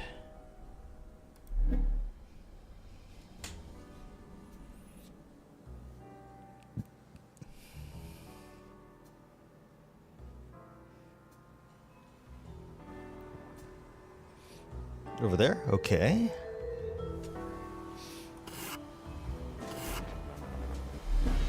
Oh no. Dreamland is a winding jumble of golden bands of light, its islands thrown together like an overflowing jewelry box. As I come out a tunnel, yellow and black shadows dive into my rear view. Hey sis, can you do us a solid? Depends on the ask. See Lucy over here? She just graduated, so we're taking her out to celebrate. Gotta help her earn her stripes now that she's running with the big girls. You look like you can take a hit. Mind if she wails on you a bit? I'll drive you off the road if you try. Oh, goody. Come on, Lucy. What the F? Why do we have like a whole... Eliminate all opponents.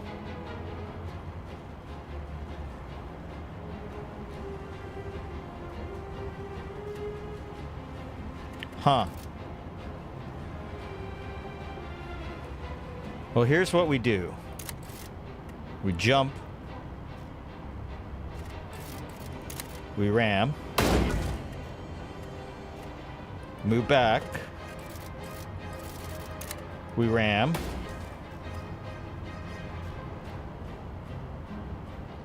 We can't jump again because it's only one. You've already used this. Okay. Like 8, 8, 6, 6, 8, 6, 8, 11. So that's probably the 11 that I can't see. No, that's the 11.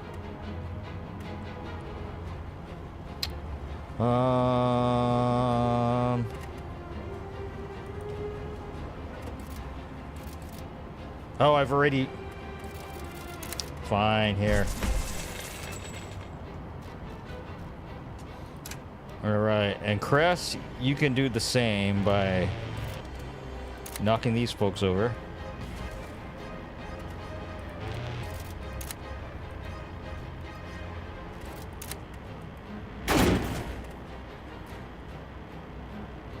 Can I get over there? No. Remember, we're gonna get split. Which kind of sucks, but it is what it is, unless I move over here. Yeah, let's move over here.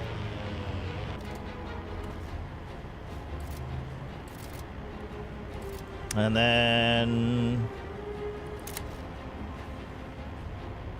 Okay, can't do that. Tune weapons. Enter.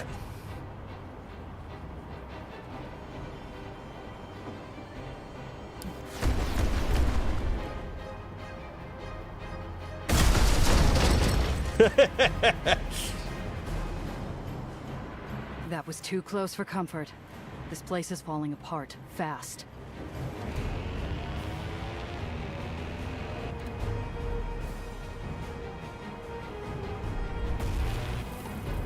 Oh. Oh.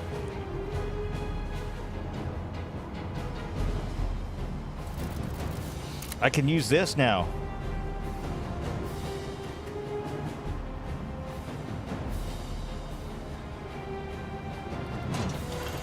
Start.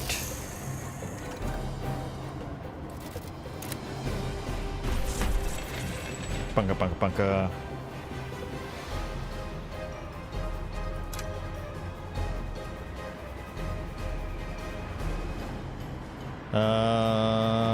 And I might be able to actually take it out. Nice suit. 2, 1. Repair. Nice suit.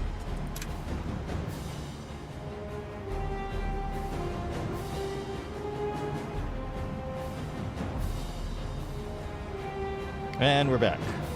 Let's see what he decides to do.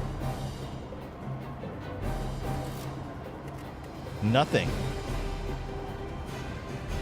Okay. Well, I'll go over here. And Aether shot you. Zart. Spoil sport. What?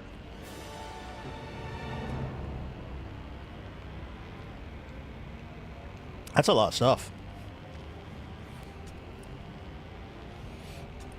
Yeah, I think I'm going to be able to sell some of these improved pistols at this point in time. I mean, what is this? Expensive champagne bottle, a good bribe for heavy drinkers like me. I mean, I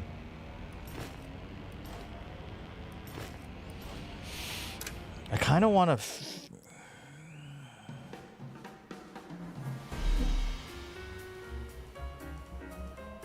Oh, there's a garage. Let's go to the garage. Thank you. Do you have any... You don't have anything for sale, huh?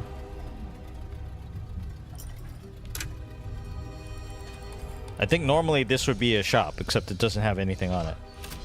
Well, it's gonna cost me money?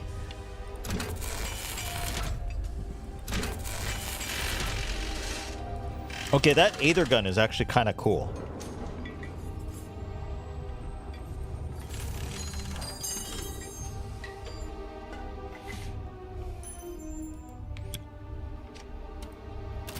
Why wasn't that available before? Caltrops, refurbished turbo engine. Which is what we have in the other one. This gives more AP. What is this? Improved flamethrower.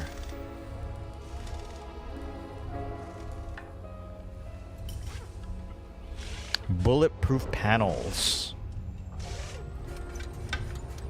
Grants the projectile resistance status effective income. Takes less projectile damage, so minus 50. It weighs 8.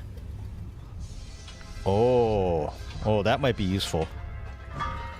Repair group.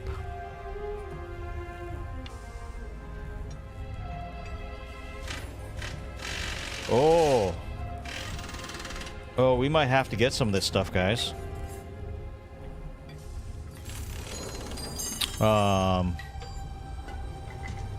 What is Gatling gun? Oh, we already have a Gatling gun though.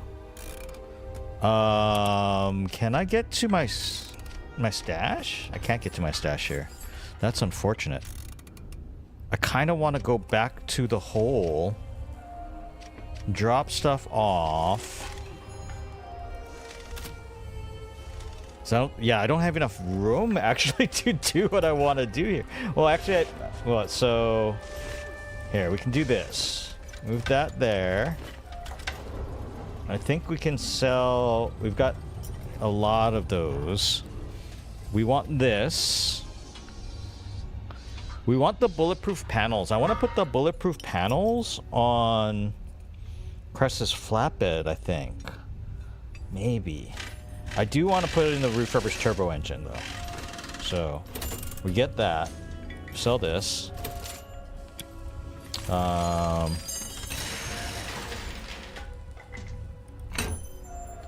So we put in... So this is 8, so now she'll have 9. This gives 4 health, though.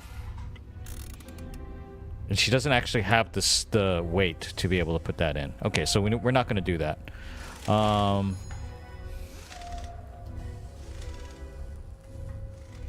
Weapon tuner is 3. I might remove the shunter for a little while and get that. Yeah, you know what? Let's go back. Let's go back to the hole. Let's get the stuff dropped off. Or try to go... Okay, we can't go back to the hole. Cool.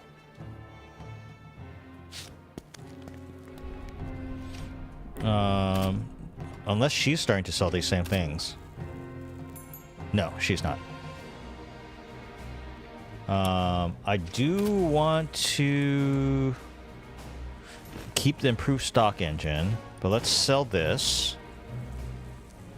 Let's sell the rusty pistol. We have an improved. We still have an improved pistol, so let's sell that other improved pistol too. Let's sell them to Tiana because we like Tiana more.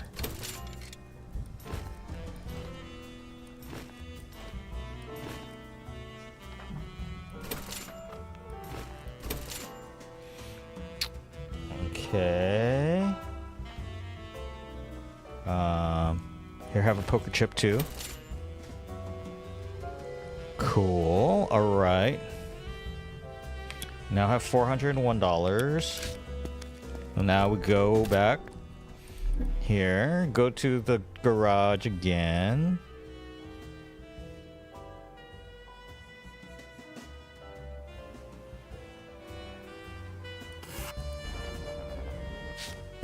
So at least we're not wasting gas. Can you imagine if we were wasting gas here?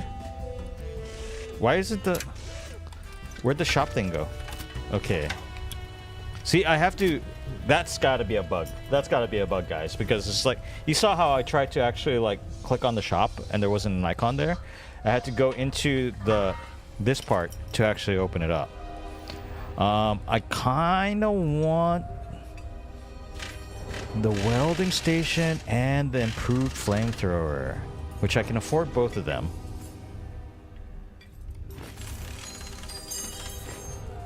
Well, welding station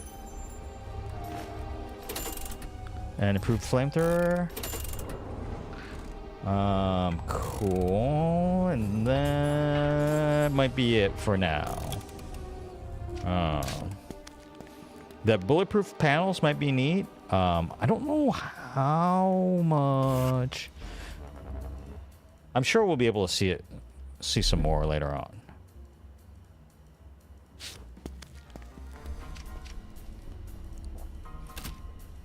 I don't know why I came back here to do this.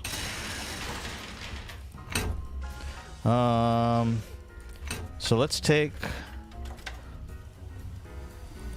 put the weapon station. Now, you know what? We'll probably need it later on when we have another person, which I think we're going to get one soon here. But we might not need it right now. But the flamethrower. So the improved flamethrower is AP2. Okay. Nice. Nice. Okay.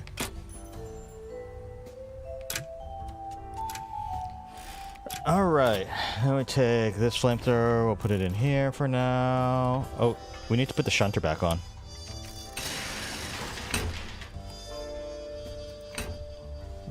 Shunter. Okay. I'll put this back here for now. Yeah, I don't know. Let's hold off on the bulletproof thing. It sounds nice, but I'm not sure how much use I'll actually get out of it.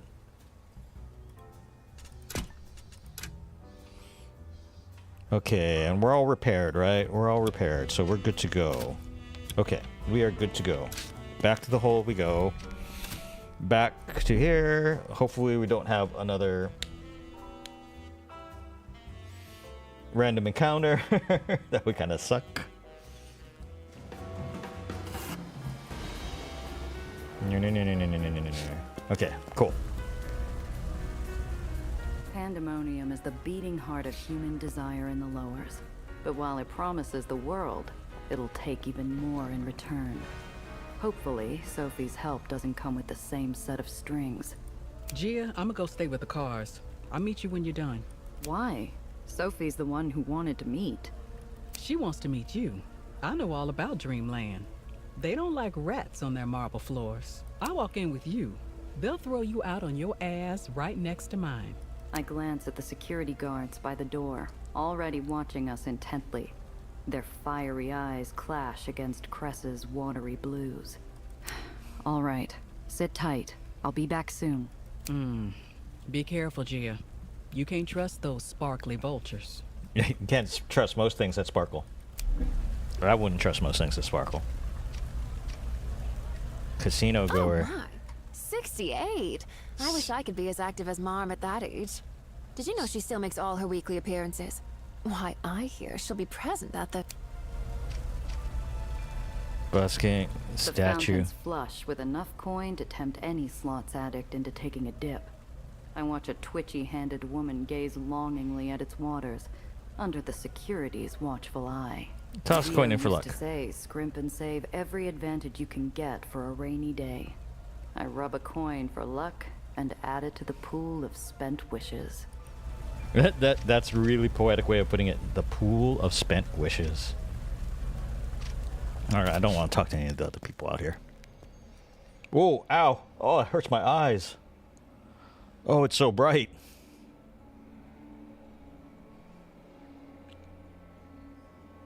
Bright lights, Holy loud cow. sounds, potent smells.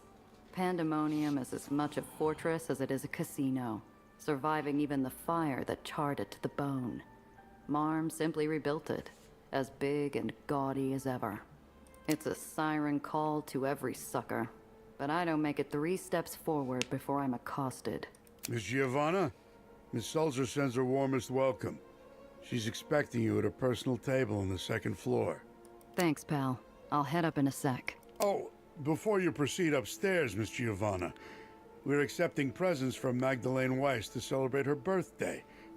A gift is highly encouraged if one intends to use our facilities. Not even the concierge's stone-cut face can hide the faintest ugly crack as he looks me over. But I've dealt with harder stiffs at the glass cage. I'll see what I can rustle up on short notice. Womp. Casino patron, Pandemonium's security. guards play 2 faces, hospitality and pest control. A goon flashes compensation vouchers at a table while his partner marches off a rowdy schmuck towards a closed door. The tribute pile. The closer I get, the itchier my palms. There are more trophies and firepower here than in a dragon's hoard. Watchful eyes from security guards and curious glances from guests follow me up. Whoever I am, if I can visit Pandemonium, I've got to be someone who can afford the birthday tax. Oh, let's see if we can re-gift. Let's see if we can re-gift.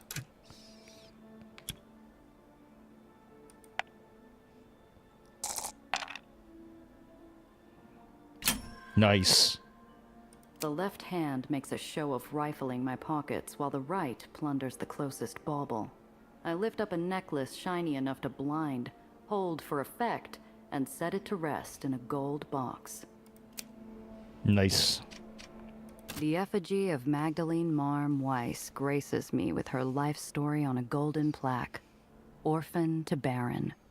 Not a line dedicated to any of the dark deeds done to get there, though. Whoa. Is there anything up? Anything up here? No.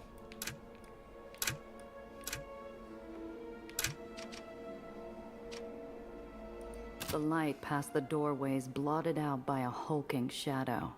It gives me a wide grin. Miss, Mom thanks you for your generosity. He steps aside, and suddenly I'm a guest of honor. Staff members try to hit me with grins, stuff vouchers into my palms, and hustle me to open tables. I turn them down all for the 2nd floor. Are you trying to insult me, Miss Sulzer? A manila folder slaps the table like a white glove. The challenger locks eyes with the woman across from him, daring her to flinch or draw. I've been doing business with Marm since before you could even stand up to her skirts. I've built half the streets you walk on, and you repay me by showing me this garbage. We have other properties, of course. However, this offer is not an insult. Think of it as a token of Marm's esteem. A chance to get ahead of a gold rush. This property is awful, and some competitors have already backed out. What they've overlooked is that this is non-dock land. We're unable to add new islands to it, so we intend to add a beach. A beach, eh? My wife and I recently visited one of the upper's beaches. to get away from the Coney Island mobs. But you know uppers folk. They quibble about social propriety, but we can't here.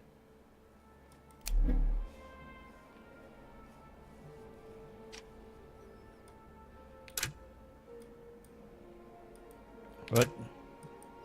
So, it's highlighting that all those people back there, but I can't click on them. Okay. All right. I talked to Sophie, I guess. Quite passionate. How would you see a beach then for honest locals like us? Not the tourists. Giovanna! It's been an age. She beams at me with a swell of sentimentality. Before I can process it, she rises and sweeps me into a hug like we're long-lost sisters. Oh, I'm so happy to see you. But I'm afraid you're early. I told you, open bidding for Steeple Boardwalk doesn't begin until tomorrow. What? She's bidding too. She is.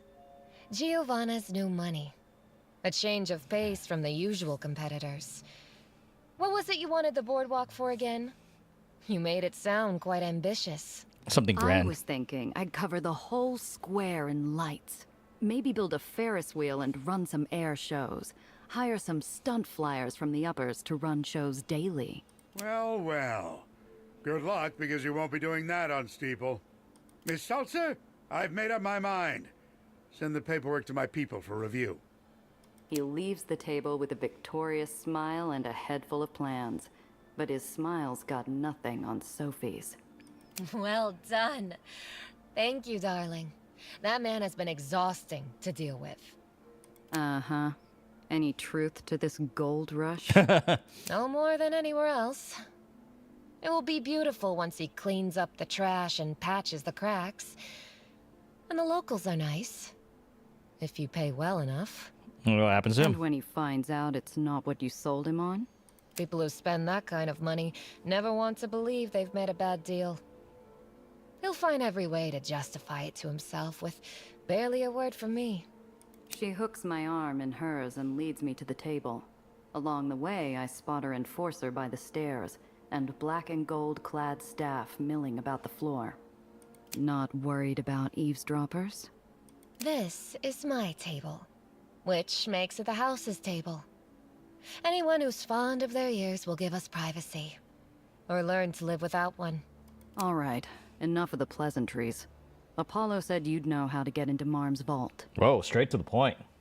Yes, I'm sure our tall, dark, and fiery-tempered friend has told you all about me. But I've never met you. That's my line. You're Marm's right-hand woman.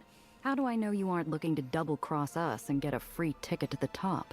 Because, quite simply, there are far less complicated ways to destroy the underground and take my place in Dreamland than a Machiavellian heist.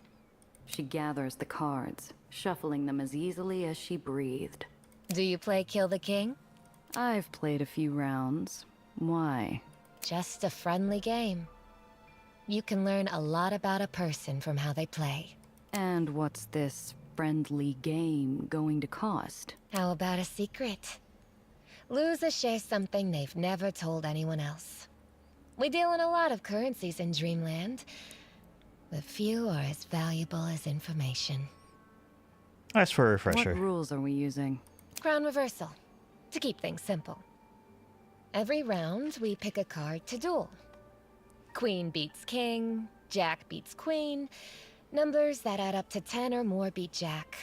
And aces beat everyone except the king. First woman to 10 wins. Let's save before we do this. I think we need to ask for a fresh deck.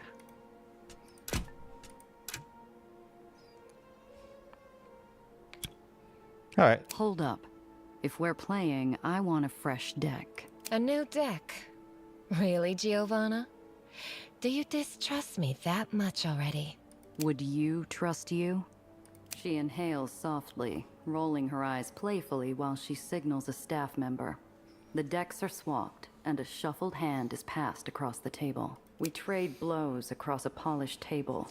King versus king, numbers versus queen, numbers versus numbers. I thought Eli's killer would be a little taller. Same to you. Apollo said he had a mole. Wasn't expecting Marm's second. We peer over our cards. Sophie's poker face is as calm as a lake. I see if I can make ripples. All right, let's save. I don't know if it really matters. Play Jack card. Jack of spades. Sophie gracefully hands me a queen. What's your angle? You aren't just Marm's second, you saved her life. You sound suspicious. Because it doesn't add up. A fire nearly takes Marm out with her casino. They don't catch the culprit, but they see you pulling Marm to safety. A few weeks later, she names you her heir. We slide our cards forward, locking edges. From where I'm standing, you're either throwing away a comfy life, or you're planning an upgrade. Oh, which one I want is no secret. I want what the underground wants. Her card scratches my glove as we flip. Ace takes numbers. You know, I played Mr. Valentine in that very chair. He was Marm's favorite gentleman criminal and excellent at cards. Excellent at getting himself shot, too. But the madrigals weren't to your taste? I hear they made out quite well after a run-in with 8-Shot. So well, they've stopped taking work from us to focus on a new venture. Her 7 and 10 mob my jack. I watch her fingers worry along the edges of a card. 1 jack's left. How many aces and kings? Your history. Baron Eli. I wonder, what does 8-Shot Randazzo want with Dreamland? Are you looking to add another Baron to your dashboard? Look, Sophie. Do I look like a bloodthirsty sadist to you? I'm a smuggler. I'm not here for some vendetta. I'm just a gal looking to get paid. I take a chance on King of Clubs. She clubs me with a queen.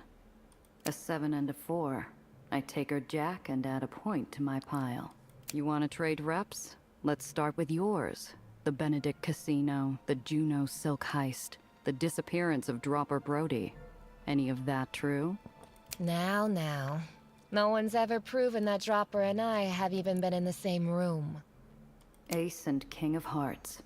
I hand her my ace. We continue firing cards at each other. Sophie shoots down my card and the next, building a tidy sum of points on her side of the table. Look for an edge. Like this and she'll sweep. Oops. Zio Alfonso never played an honest game in his life, and I watch Sophie's hands and fur-trimmed sleeves for any of his old tricks. Nothing.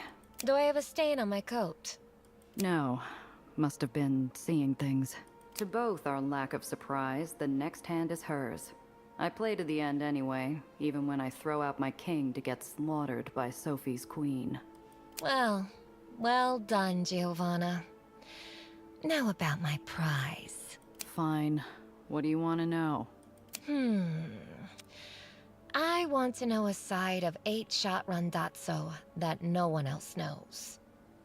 Tell me about a smuggling job. A never-heard-before tale. Reverse smuggling an item, sure. A client in the East Quarter lied to us about a job. Stuck us with hot cargo that would have gotten us hunted across the city. We thought about dumping it off the edge. Instead, we smuggled it back into the client's base. Never saw a cent out of it, but we avoided a whole lot of trouble when bruisers showed up to do a looky-loo. How unfortunate. If only they'd seen a shark instead of a mark. And what was the name of this client? Andy Spencer, a broker. Or was. If he's still in the business, he's keeping his head down. Anyway, if you're satisfied, maybe we can talk about the job. Starting with how we're getting to the vault. Of course. We'll need information.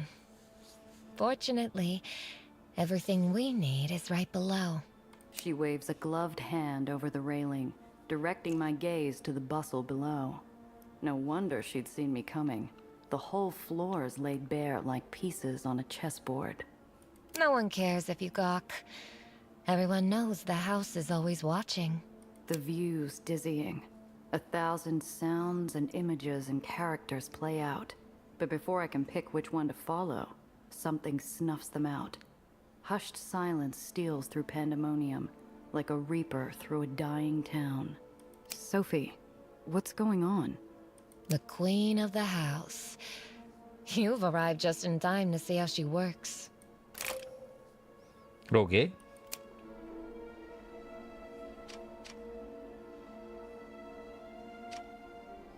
Moving Who's people. handling Marm's loot? Matzi Brothers Moving Company. A local group. Marm has an exclusive contract with them to move items from the hall to the vault. One of the very few people allowed to lay even a finger on her wealth without a trip to the underline. The cart's barely enough to make a molehole in Marm's hoard. How are we going to clear out the whole vault? Every one of Marm's goons is wearing iron and muscle under pressed suits, but none of them make crowds part faster than the Dreamland doe walking the floor. I thought Pandemonium was yours. It's Marm's. I simply manage it for her. She owns everything in Pandemonium, including every dear heart on payroll. 2 armies hired by cash and devotion. We're not leaving with Marm's money without a fight. All right. I guess that's it. The people lit up again, but you can't do anything about it. They're just there. Part poisonous viper, part soothing vixen. Magdalene Weiss is an ancient dragon in the lowers. Beauty, elegance, and deadliness hold her above her age and the masses. Hello, my darling guests. I trust you are all enjoying your stay. I walked through these halls, and do you know what I saw? Full pockets, smiles, eager for the chase, and then the rest of you. The aged Baron's laugh is a silky rumble vibrating off cavernous walls. Now, I ask you to pause your games for a little diversion. A game between myself and one of my beloved dolls. Elizabeth, say hello. The young woman on the platform waves as she enters the arena. Sharp uniform, polished goggles, muscles raring for a fight. She jabs a finger at some sap at the slot machines. Hey, you with the gross tie! Get your greasy paws off the level while Mom's talking. This is a prime entertainment. Ah, you see how protective she is, and so confident. Some of you must already be familiar with her achievements. The Dreamland Hippodrome, the Schuster Cup, and of course, the surprise conquest of Belmont Castle. It's a moment out of a greeting card. The elderly Baron's hand on her adopted daughter's shoulder. An indulgent smile on her face, but the borders are dark. Lizzie's shoulders tighten as she takes her seat. Who would you Ask put about the money odds. Are you asking me for a bet? I couldn't afford your rate. I just want to know if your sister's got a shot. Then I'll do you a favor and spare your wallet. No, not in the slightest. Does this happen often? These card shows happen often? Or this a special occasion? Both. You see, we all get a turn in that chair. It's about quality time with Marm, and showing off to her guests. But Lizzie's in the hot seat. Castles was supposed to become another lieutenant's territory, until Lizzie took it. And now Marm's in one of her moods. What? She's mad the wrong doe took it? What does it matter who gets the job done? It's still Dreamland's banners going up. The problem, Giovanna, is that Lizzie didn't get permission. Marm will call it triumph in the headlines, but she'll never allow Lizzie to get away with overstepping her. It sets a bad precedent. Oh dear. Oh The dear. slow draw of cards. The Sato voices calling their bets. The friendly facade splits into bloodshed with their opening hands. First hand, Lizzie throws a valiant play.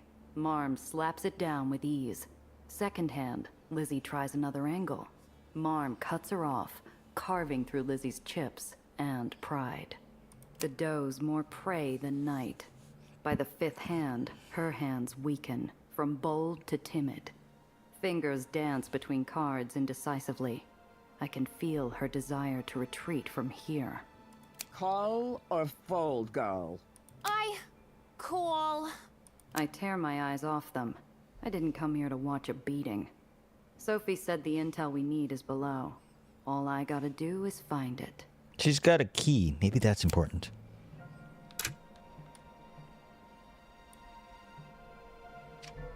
Every patron holds their breath, but there's not a quiver of fear. Their ghoulish smiles spread, mouths slavering in anticipation. Oh, now I can finally actually... The crowd's a sea of bloodlust. I break them into individual numbers in my head. Too many bodies break between us, the vault and the exit. Pandemonium got any slow days? It's near Mom's birthday, so no. The celebration is a weeks-long affair. We have tourists coming in from all over the world.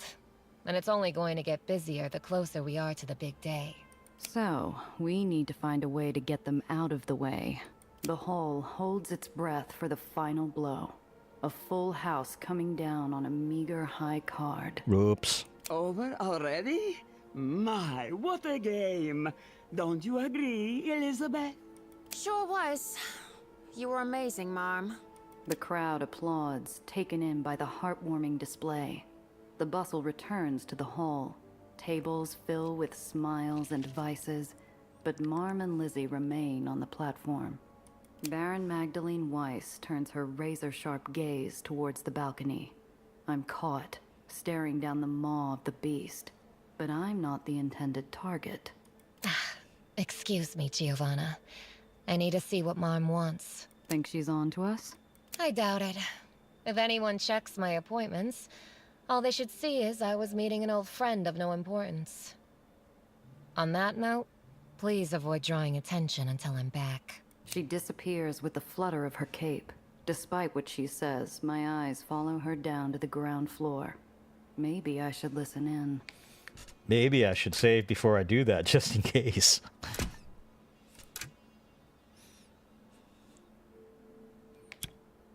Yeah. Nice.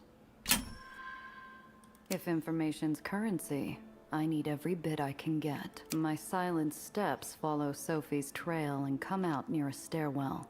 Nearby crowds have scattered, but Sophie smooths her cloak of armor and walks into the den. Marm, Lizzie, excellent game as always. Can I tempt either of you into a drink at the bar? On me, of course. Frida's developed a delicious new cocktail that does wonders as a refresher. Ah, Sophia, you are too kind. How is someone to grow without constructive criticism, You watched our game. What did you think of Elizabeth's play towards the fifth hand? I strain my ears and catch something that doesn't belong.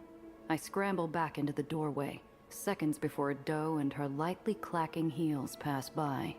Well, Lizzie, simply put, you weren't aggressive enough. Weren't aggressive enough? Are you going blind? My eyes work quite well, which is why I saw what most of the hall did. You second-guessing your cards. You knew the rules of the day. You were told to sell a complete loss, but you nearly blew the show over a moment of ego. Fantastic! You see? Even Sophia sees it. Oh, but don't look so sour. There's always room for improvement. Next time, you will not hesitate to follow the rules, yes? No, Mom. It won't happen again. Her face is hot enough to tint her goggle lenses red. She spits fire at the only target she has. Thanks a lot, Princess. She races off, slamming the doors behind her. It could have been an act of rage or a cry for help, but Marm's already dismissed her for her other daughter.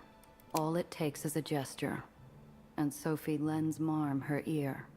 All it takes are whispered words, and Sophie's whole body becomes a frozen lake. I'm left to wonder as I hurry back to my seat. A few minutes later, Sophie returns. Despite her calm face, her movements are choppy. Looked serious down there. What did Marm want? Patrol, and it can't wait. Sophie, you can't just take off. We weren't done talking. Well, hurry up then. We'll chat on the road. Think of it as a guided tour. New level.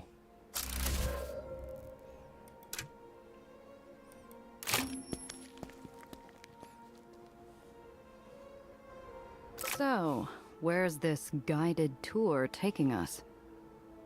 Don't look so suspicious. We're simply making a quick visit to the downtown exchange. The place where, for the right price, everything your heart desires can be bought, sold, or bartered. Have you visited? Not since my 21st birthday. My.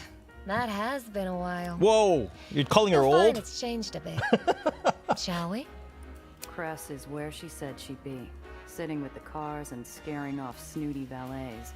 I feel like I'm stepping onto an icy river as Cress and Sophie trade appraising looks. Sophie? Indeed. Miss Carter, correct? A pleasure to finally meet you, darling. I've heard so much about you. Then you should already know. I don't give away information as freely as whoever you're gossiping with. I feel the warning crack beneath the ice. I thought we were in a hurry. Their problem?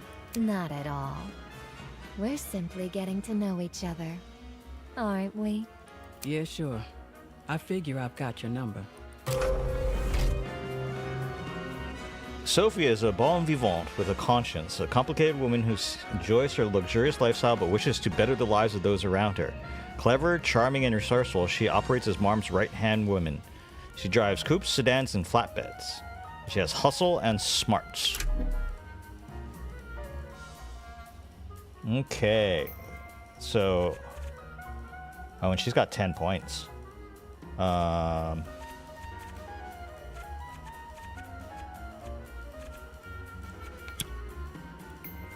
You got brass and smarts. So we can probably use...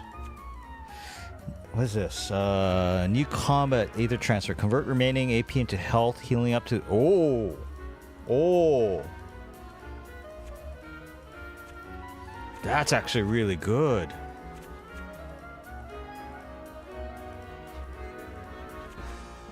That's really good for anyone, actually.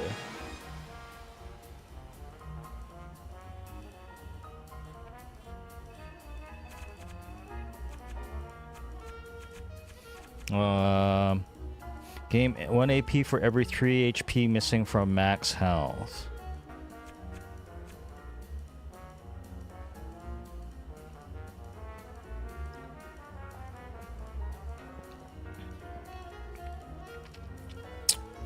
Ooh, but taunt is damn useful.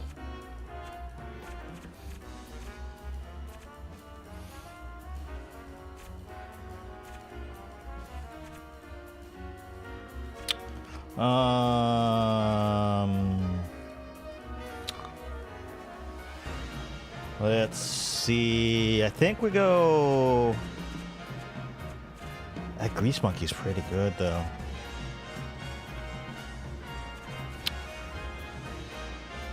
But her being able to taunt while she's on the flatbed and healing herself just seems actually like a good thing, too.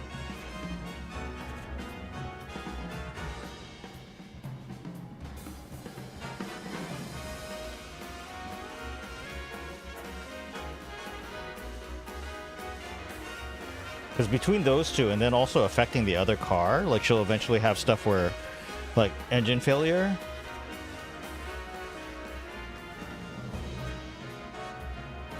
Yeah, let's go up in that.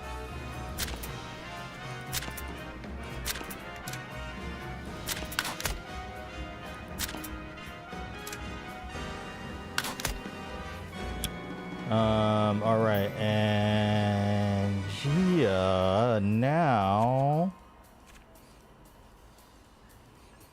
deals 4 damage when you leap over them. That's actually kind of cool. Let's see if there's anything new as far as any information as like best skills. Let's see, Aether and Iron. Best talents. Enhancing survival, maneuvering, and vehicle combat. Well, that kind of makes sense, right?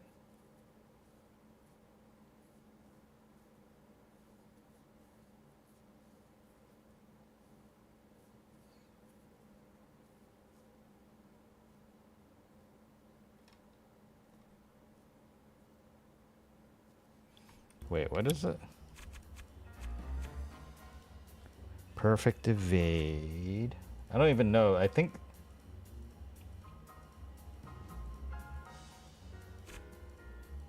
Yeah, it's the information that they have is all messed up. I think it's actually talking about some other game. All right, I think we're on our own, guys.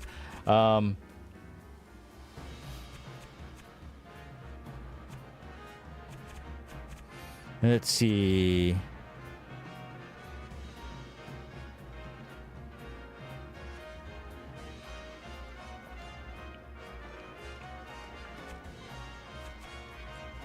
I might get this heal one each round.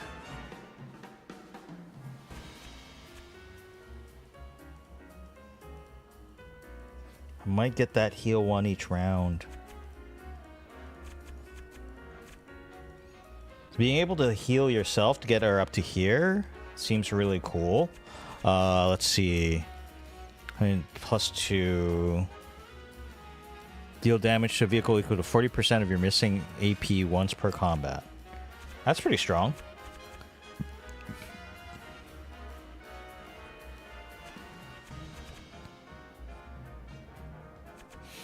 Light weapons deal either drain -5 AP.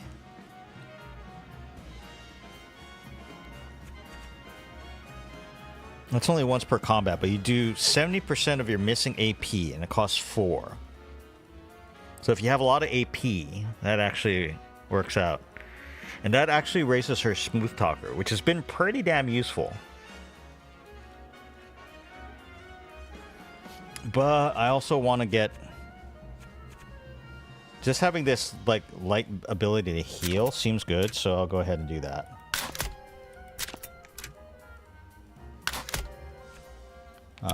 All right. And Sophie is a negotiator.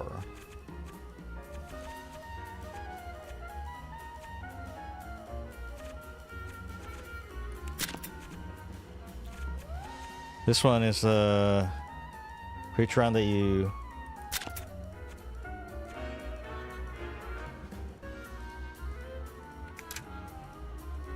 Oops, that's not what I want to do.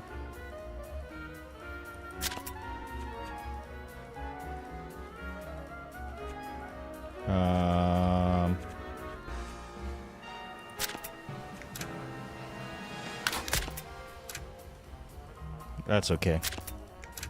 We'll get a lot of Aether Drain. And we'll give her... We haven't taken this yet.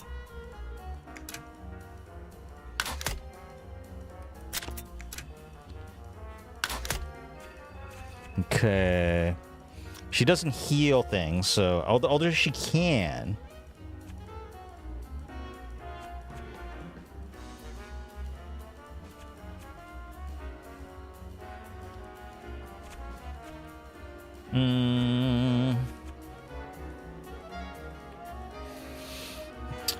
Maybe I'll try either Void or...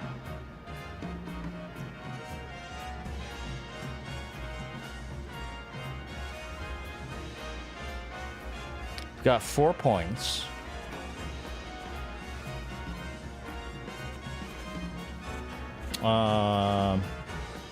Let's try this. Let's get her to that.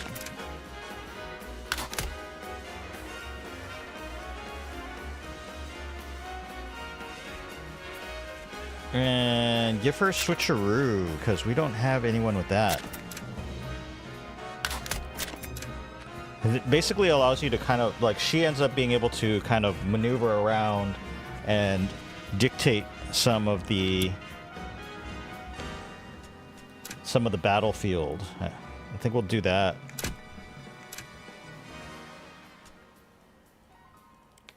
Let's go to the garage. Let's make sure... Let's see what her car's like.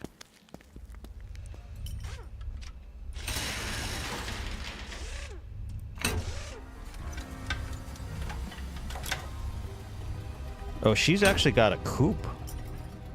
It's not very good. Grappling hook. Machine gun pointed backwards. Basic armor. Forcibly pulls vehicles.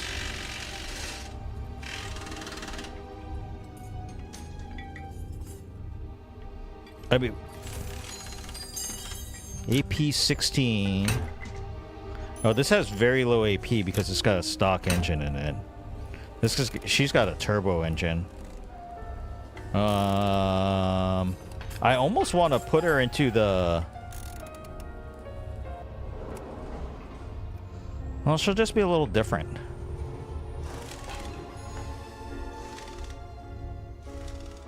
Applies slowed.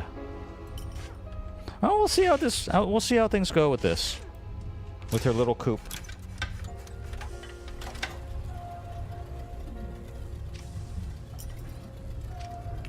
We'll see how it goes. Or do we put her in charge of the prisoner van? Okay, where are we going? Downtown Exchange. We've got a tail. Ah, that'll be one of my sisters. Someone wants to play. Oh, goody. What's the matter, Sophie? Too good for a goodbye now?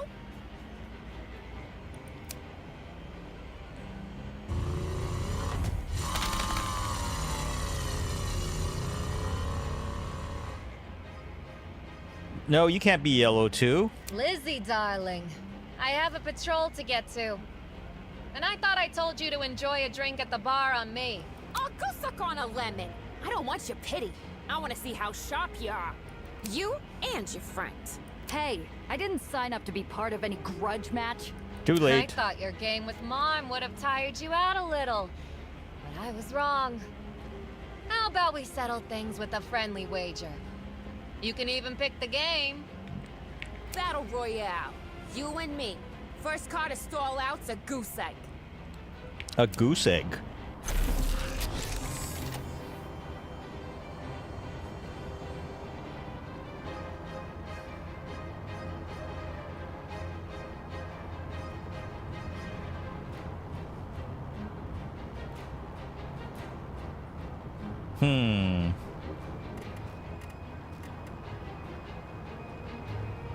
See, we can do this. Jump over. Ram ya.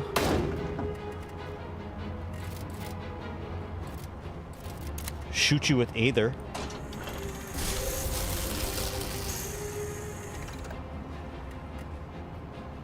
And then move up.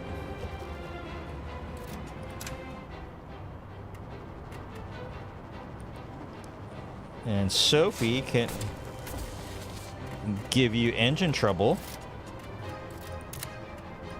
Aggressive enough for ya? Beautiful, darling. Now, if only you could take some of that fire and put it towards your car play. Can it, princess?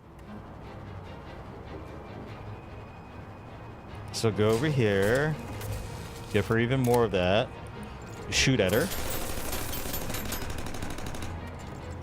And then move off.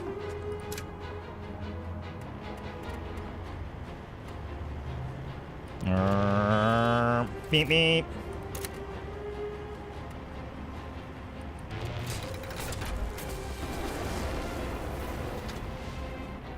Fire.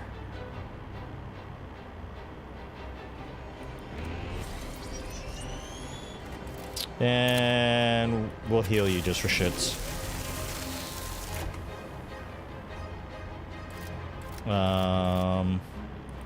And tune weapons, Gia. And we're good. And you're gonna get hit by stuff. Oh, no.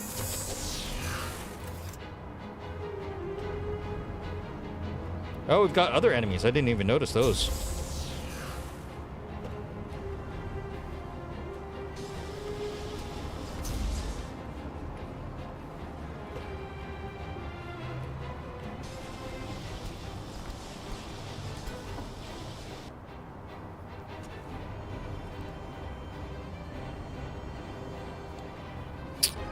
Vehicles entering the same take 1 ether damage.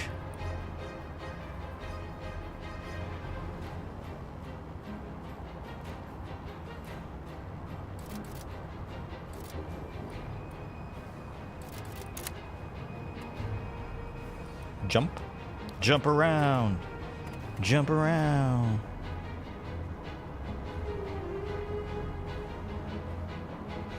We'll move over here for now.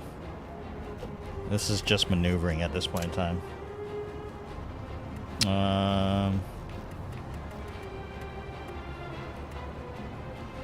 4. How far? This is long range.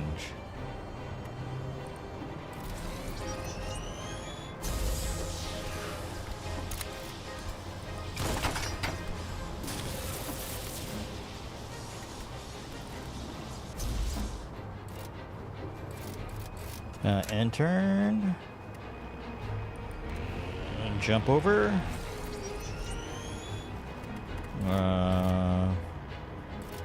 Heal.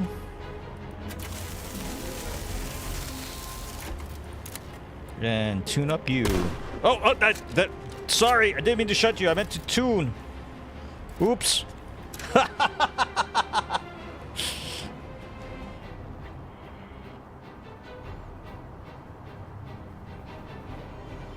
All right. What now? Oh, they just took damage.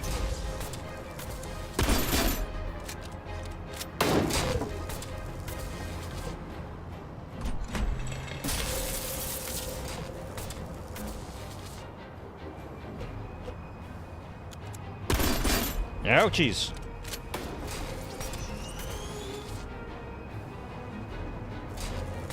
She's still on fire.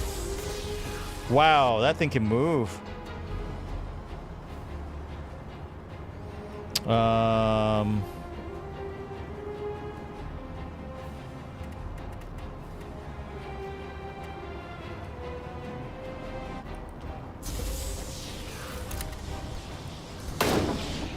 Guess what? I can just keep ramming you, and you'll die. See ya. Oh, nuts to this. I'm out of here. Now I've got to go repair again. Oh, goody. I got another grappling hook. Just what I always wanted.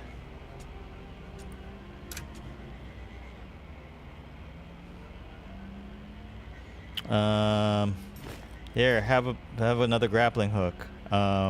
You can have that, I guess. Okay. I don't think... The other Doe lieutenant runs for it. We catch her breath and shake off enough adrenaline to run a marathon. You really pissed her off, huh? I usually do. Lizzie wanted to play. It's nothing for you to worry your head about. She'll sulk about it for a day or two and then call me up for a lunch date. Uh-huh. Got any other sisterly games I need to prep for? Think of Lizzie as a taste of what we'll have to contend with during the heist. Believe it or not, she's one of the tamer does. Off to the garage. Yeah, we gotta repair everything. Oh, it's... Can we go back to... Can we go back to Cress's garage? Is that going to be cheaper?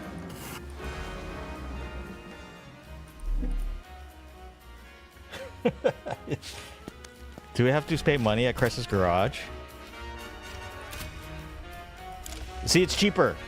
It is cheaper.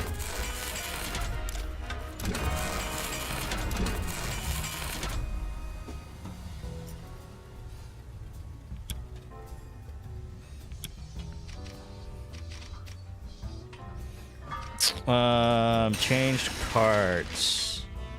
The flatbed has a refurbished turbo engine. The honeybee has a refurbished turbo engine. The coupe has an actual turbo engine. Sure, let's put a refurbished turbo engine for shits into the prisoner transport in case we ever want to use it. We can put a Okay, we can't put a grappling hook. It's a heavy gun slot. Gotcha. All right.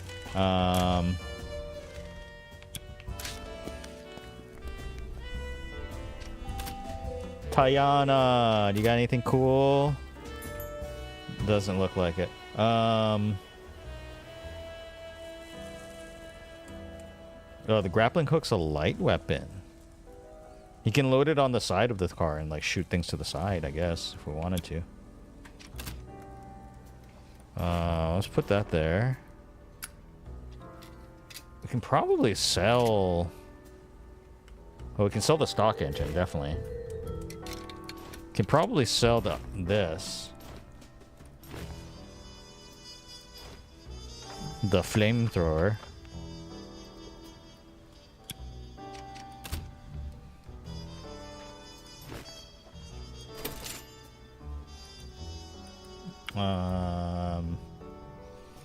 Sell that. Sell the stock engine. Okay. I don't think we need to buy anything else. Okay. We'll save in Tiana's place. For giggles.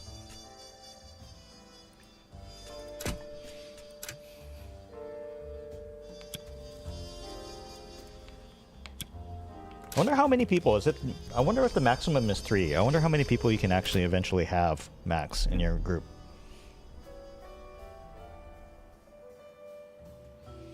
Okay, now that we're healed up at a place that doesn't charge us for the repairs, we go back to the downtown exchange. Oh my god. I round the corner and find myself in the mother of all traffic jams. I strain my neck to see what's causing the gridlock and spot a number of Marm's finest have cordoned off the road ahead. I breathe out slowly to steady myself. I'm not carrying anything explicitly illegal, but there's enough heat around me right now that just getting recognized could be trouble. The car in front of me floats past the barricades, and I idle forward slowly. Evening, ma'am. If you don't mind my asking, what is this about? Routine crowd control. A lot of money out on these streets tonight.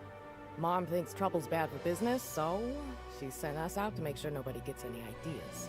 That's commerce. Never can be too careful. Glad you're out here making sure everything's on the up and up. Glad you think so. Means this won't be any more unpleasant than it has to be.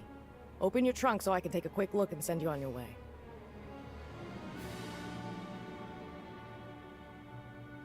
Yeah, sure. Do what you've got to do. I've got nothing to hide. I pop the trunk and wait for Marm's finest to finish looking to her satisfaction. After a brief Yeah, because I don't have anything. The illegal thing is in the hidden compartment. Or it's not really illegal. Folks It is say contraband. If it exists, it's in downtown Exchange. The golden cavern shimmers under the light of 1,000 shops and stalls, manned by a fleet of vendors and back alley cons, and each pays a cut to Marm. Maybe that's why Sophie parks between the 2 shadiest alleys on the block without a wink of worry. I'm tempted to keep driving, but she waves me over. Don't be so skittish, darling. Our car thieves have more discerning palates. The ones who don't will have their tastes swiftly corrected. It's not only criminals giving Sophie and her car a wide berth. One look at her feather cap and I see passers-by pick another street. So what are we doing exactly? You bring me along to help you dangle some sap for their last penny? Quite the suggestion, but no. We'll be checking in with the community. Collecting monthly dues, fielding complaints, the usual. That's it? Not every patrol's a trip to the Underline. Oh, but I do have to run an errand for Marm. Don't worry about the details. We'll get to it later.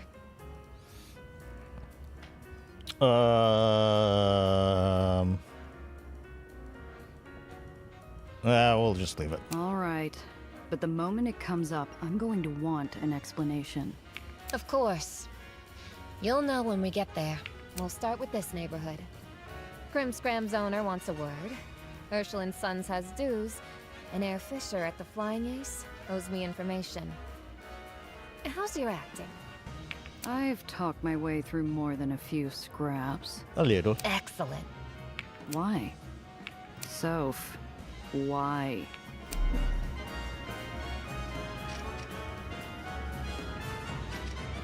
Ooh, Did you stores. fix that with duct tape? Show me what you've got. We have a little bit of everything. Yeah, a little less lip. Mother. Military grenade. Medium armor. Medium armor. Heavy armor. For 195, huh?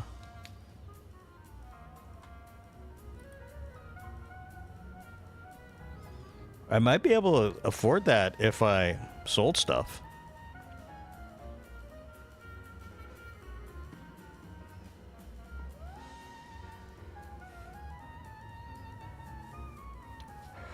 I might be able to afford that, but I'll probably be able to buy it later. Never let the magic smoke out. Never what? Never what? Cars. You can buy cars? What do you got? Sedan, which is what I'm driving already, kind of, right?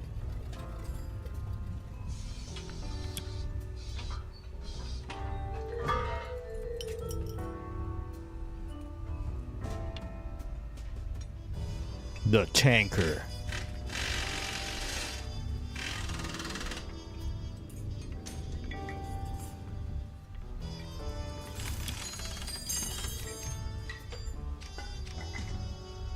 If I want, what do they have here? What? Oh, magnet mine. Magnetic mines, magnetic caltrops. It also applies Aether drained, huh? That's kind of interesting.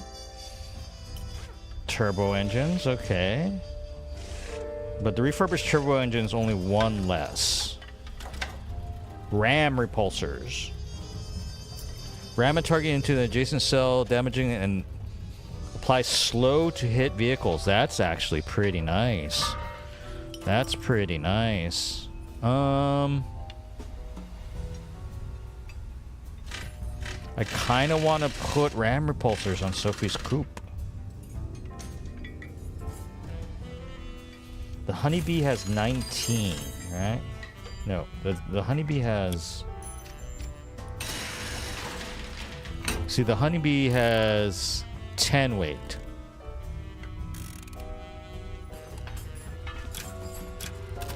And this has 12, so it's slightly better. But I can't afford it right now. Pesca carne. And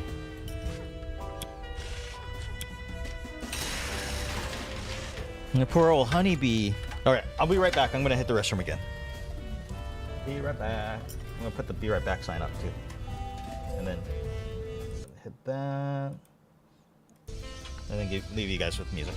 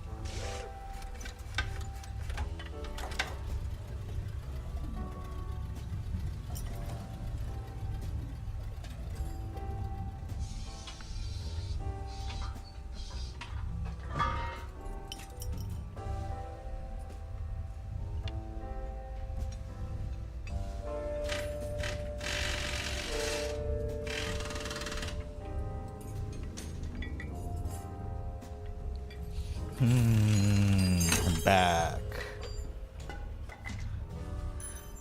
Weight of 10 versus this has 12. It's not much more, but that would give you room for better armor already right there.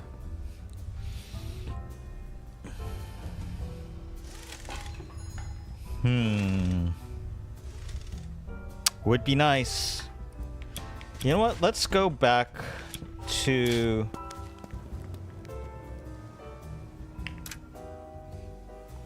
Let's see how much money we can actually pull out by selling the... I like the fact that we went there on a main quest and then we can just like jump over and go back to... go back to say hi to Tiana. Alright. Because what we might as well do is put this stuff into the stash for now. Pull out stuff to sell.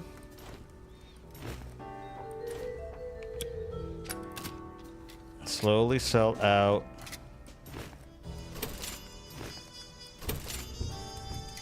Stuff to Tiana, so that's 253. We might actually not be that far from being able to actually buy some.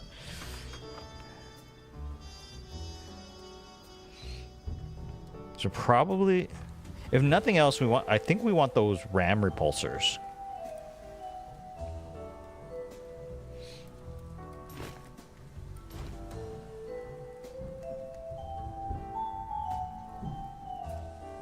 Proof pistol, armor buster. So 30 each. This is 40. We'd be really close. We'd be really close, actually.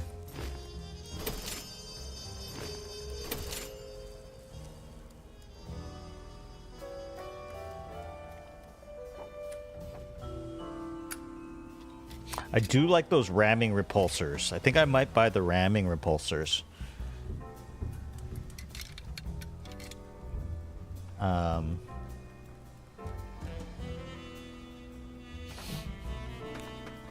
Kind of want to put that on... We'll leave the jumping one on Honeybee. And then maybe... What does her coupe have? She probably just has efficient repulsors, right?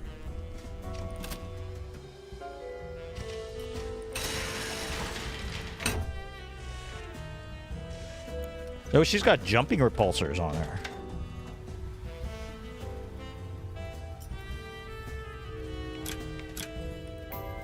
But I didn't give her jump. That's too bad. I'll give her it later on. Maybe that'll be the next 2 points. So that she can jump around too. Although, if she doesn't have that, maybe I buy the ramming one. Maybe I buy the ramming one.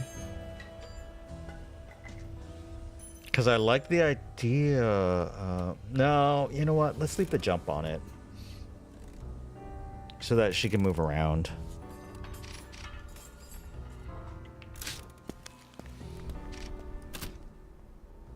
Oh, do we have to, Everything's repaired, right? Everything's repaired. That's not the repair. Repair. No, everything's repaired. Yeah, see, I'm only like 70 away. Oh, the potty break thing's still on. Hold on a second. Hold on a second. Only 70 away from actually being able to buy that other coupe, and but the honeybee. With the honeybee. Because what armor does she have? The honeybee have right now? Basic armor. So to actually be able to put on better armor.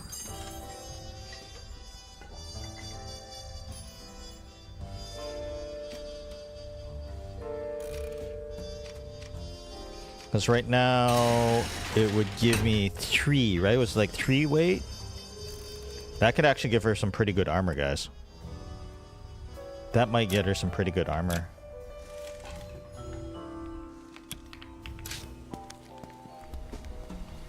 Because we'll be able to get another 3.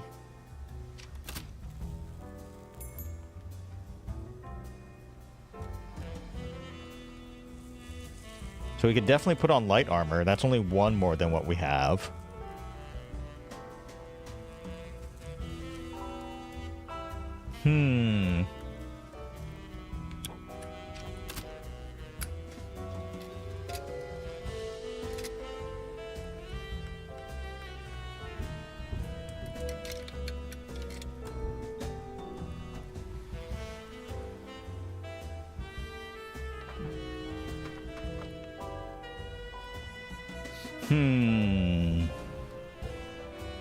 Oh, wait. Does that mean that you can actually still... She can still ram, right? We rammed. Yeah, okay. She can still ram. It's just because you jump as well.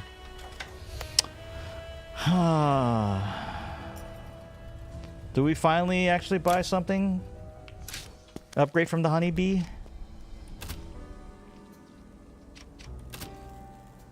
I mean, we've been holding on to these extra stuff, which we probably shouldn't.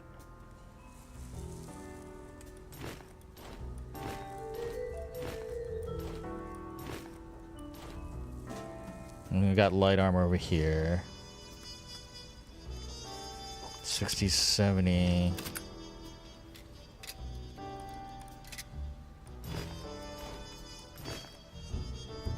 Tiana, please, let me sell this stuff to you. Oh, we're still short.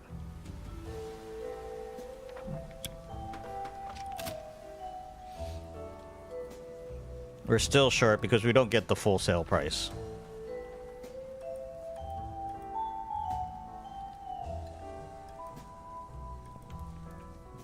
We'll be able to after this next. We should totally be able to after this next. After this next heist, though. Get a little bit of money. And we'll see what's available to us. Alright. I thought we were closer.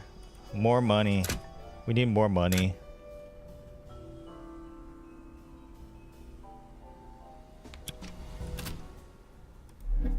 Womp.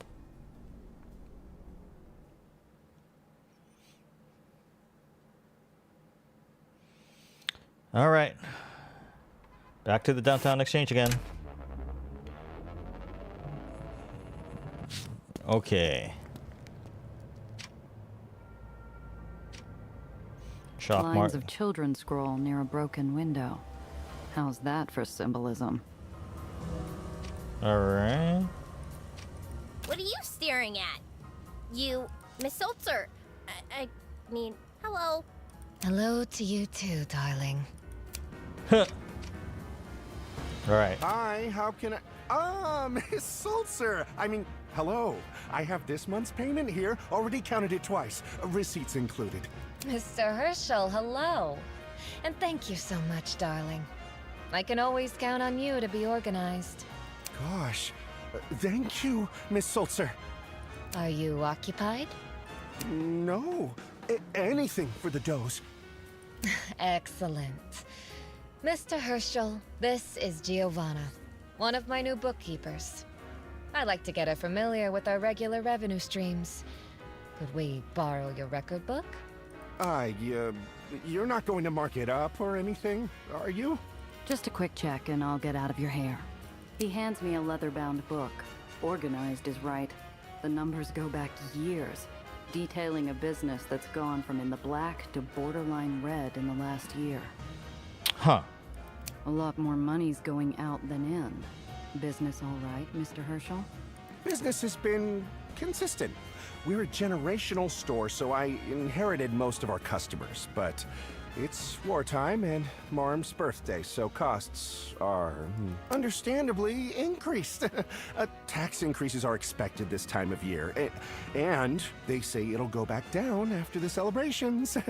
Right, Miss Sulzer? We'll know soon. For now, don't worry your head over it. At least until after Marm's birthday. Ask about the birthday I tag. thought Marm's big day was supposed to be a Baron Eli celebration. Everyone has to contribute a little, or a lot. The price of being a tourism barony, I'm afraid. But I do hope you're getting something in return, Mr. Herschel. Right, we get peak visitors for a month, and so that helps float the books for the rest of the year. It's been an expensive year, but it'll balance out, right, Miss Sulzer? Eventually, darling. I don't need to ask about the nervousness. Everything's in order. Oh, good. Happy to be of service. Despite the reprieve, he keeps throwing quick glances Sophie's way. His mouth is a wavering line, from open to closed, fighting between speaking his mind and risking his head. Oh, go ahead. Sit. He's scared, but it wasn't Soph he was watching like a hawk. There's something else on this shivering pup's mind. Maybe he was hiding something? Something that wasn't on the books. Where are you going? Please? Something on your mind? You don't need to worry. I've already said you're clean. I trace my hand over piles of baubles and goods, my eyes tracing the pipes on the ceiling. But what's this? This doesn't seem to lead to anything. Giovanna, the books are good. Sophie's tone said more than her words. Was she hiding something too? Maybe I play with her for a change. Nah. I must have been mistaken, don't you think, Mr. Herschel? Now, what were you saying before? Yes. Miss Sulzer, I've heard rumors about an inventory requisition. Is it true? Oh, someone has been asking around, haven't they, Mr. Herschel? If you're aware of that much, you should know that Marm's birthday is a special occasion. She's turning 68 after all. But that'll take months of my stock. I won't have. Of course you can't. But Marm is generous. She knows you've been having trouble with certain business partners. He could have found a new life as a bleached bedsheet in the Raymond district back in White Street if he'd wanted. Don't worry, Mr. Herschel. Marm is willing to provide you contacts with new suppliers at a significant discount in exchange for your services. Your business with the Romanians is no longer necessary. Oh, Miss Sulzer, thank you so much. Accompanied by the murmur of crowds and the bustle of the exchange, the rumbling could have been a percussion band next door, if it hadn't started to roar. Tremor. Sophie pulls me under a shot as the world rolls. I grab the doorframe before the ground throws me into a wall. Shattered windows, straining metal plates, roars from below that threaten to swallow us whole. And then it's over. The door creaks, signaling the return of bustling streets. I see resignation, dismay, and anger, but not a look of surprise. Soph, what the hell's going on? Since when does Dreamland get island tremors? More recently. Ever since Marm... Oh, darling, your jaw. Relax. There won't be another one so soon. Okay. Markings, fisherman's store. The food stall is a casket. Fish lie out haphazardly, organized by stages of rot. And the shopkeep sits with his book like a mortician in wait of mourners. Welcome. Tell me, do you know what the catch of the day is? Whoa, that's a horrible roll. I scan his setup. Too obvious not to be a front. The walls made of trick paneling, the counter feels hollow when I lean on it. And nothing here is worth his pricey foreign timepiece. Downtown Exchange allows anything with a price tag. So why does he need to hide his stock? You have no clue. Honestly, pal, I don't even know what's edible. Our candy bars. First ones discounted. Unfortunately, Herr Fisher, we're not here to shop. Marm has a favor. You see, she loved that little piece you recommended. Do you have any more? That time already, Miss Sulzer? I'm afraid so. Fisher thumbs his book. as though the answers to her questions are hiding in its pages. There's been a new graffiti artist. Some of the shops started complaining. You best start there. Sophie simply waves and heads out, pleasant, efficient, and satisfied with a transaction known to only them. I turn the pieces through my head as we round the corner. Is this about that errand Marm has you running? Would it matter if it was? That's what I want to know. What's that time again? If you must know, it's community management. Marm's schools may attract the brightest future rogues in the barony, but she worries about the street children. The ones we don't control.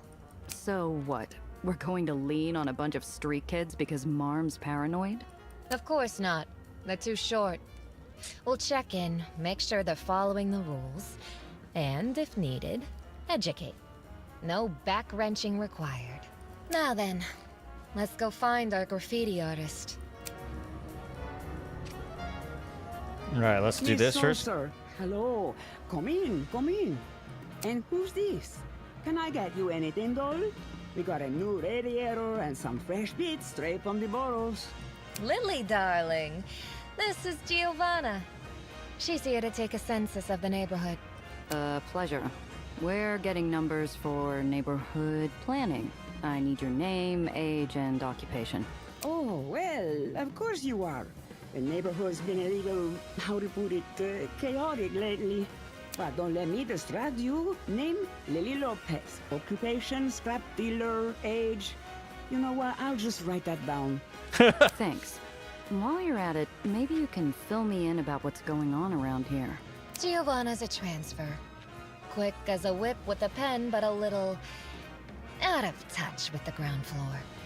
Sure thing. So, first thing you should know, write in pencil because Dreamland's expanding fast. Lots of renovations, lots of new islands, lots of people moving in and out. Business is booming. That's about Looks the like place. you've been in the scrap game for a while. Since I was knee-high. I've tried a few places, hopped a few islands, a stint with the scrappers, but Dreamland always calls me back. Thought most scrap dealers preferred setting up in White Street. Don't go comparing me to those vultures. They got no sense of perspective. You could hand them a nugget of gold, and they'd melt it into bullets. Besides, White Street's not attracting anyone these days. Not after old Eli took the final ferry trip downstairs. Oh, yeah. So you got a full I heard about stack that. of orders. Must be doing pretty well for yourself. I can barely keep up with the demand. New islands are like sandboxes. Every investor can't wait to plant their mark. And they're all demanding rush orders on parts. And don't get me started on the cleanup. You think they're the ones throwing on gloves and digging through the debris? Thanks. Anything else I should know? Well, maybe less for you, and more for Miss Salsa? How do I put this? Come now, Lily. Don't be shy. You said on the phone you had a few concerns. Something you couldn't leave with my office? Sure. It's just, Miss Salsa, you've got Mom's ear. Could you maybe tell her to slow down a little? All this expansion is stressing folks out. You know how it is. Not everyone's got somewhere to go. I'm well aware. How about this? Send me an estimate of how many are missing a roof over their heads, and I'll see what I can do. Aww. Our conversation ends with a scream. Behind us, a horrified customer mops at their stained front. The culprit, a kid, doubles over, heaving her apologies. I'm sorry. I couldn't hold it. Oh, my stars! Here, let's get you cleaned up. In the mad scramble to save the customer's outfit and goodwill, the shopkeep's got no time for a sickly child. Exactly what the girl wanted. She slips out, wallet in hand. Let's take a detour, shall we? I'd like to follow up with that one. Yeah, And okay. do what? Cuff her for pickpocketing? Do I look like I carry a pair? But if it'll put your mind at ease, I don't plan on spiriting anyone away against their will. I just want to talk. New objective, earn Sophie's trust. Okay. I catch sight of a mess of blonde hair. She bounds towards a narrow lane, steps as soft and quick as an alley cat. But Sophie's already one step ahead. The girl skitters back, all but hissing. Let me go! I'll scream. I mean it. Easy, kid. We just want to talk. I didn't do anything. You're just picking on a sick kid. I'll let Sophie do I it. wouldn't trust a doe on a good day, but the underground vouched for her. I decide to see how different she is from her sisters. Well, of course you didn't. If you had, there'd be evidence. Such as in your hair, or your pocket, or... Oh, what's that in your shoe? How did you... Is it because you're a doe? Can all does do that? With enough practice. Now, about that wallet. Take it. There wasn't much in it anyway. The girl defiantly holds out the wallet with shaky fingers. Sophie leans down, all her attention on the girl. What's your name, miss? Jenna. Jenna Campbell. Well, Jenna, why don't you hold on to it? You earned it after all. Like a true Dreamlander. Yeah. Thank you, Miss Salter. So, that's it? You chase her down, exchange a few words, and send her off with a pat on her head? Yes. We investigated a problem, and I determined it wasn't worth further action. Besides, that barely had enough to last a day.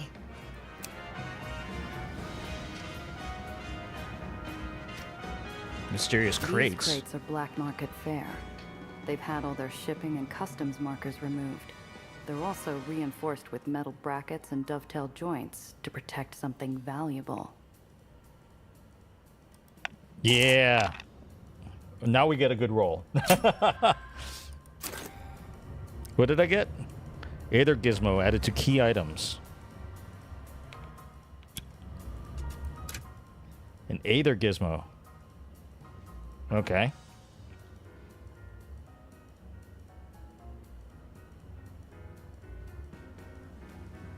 Well, I never needed the compass. The girl's a wisp, floating from window to window, as though she'd blow away at the slightest breeze. Finally, she finds rest at an unattended crate she unceremoniously marks with an X. An easy target. Hello, darling. Despite a welcome as inviting as a river in summer, the girl plunges into terror. Her hollow eyes well with the knowledge she's been caught red-handed. Hey, easy, kid. No one's in trouble. You were just drawing a picture. Yes? This looks like an interesting work in progress. Were you going to sign it, Miss... Winnie? A pleasure to meet you, Miss Winnie. What were you drawing before we interrupted? It's... for my friends. By yourself? They putting you up to something? No, not they're good friends. They helped me. I can't do anything for them except draw. She's either got angels looking out for her, or the devil's looking for an easy mark. I lean down to her level. Okay, I believe you. But remember something. Friends don't let friends get pinched. She holds my gaze, still and silent. However, she nods without a tremor. Give her advice, yeah. A word of advice, kid. One marks a coincidence.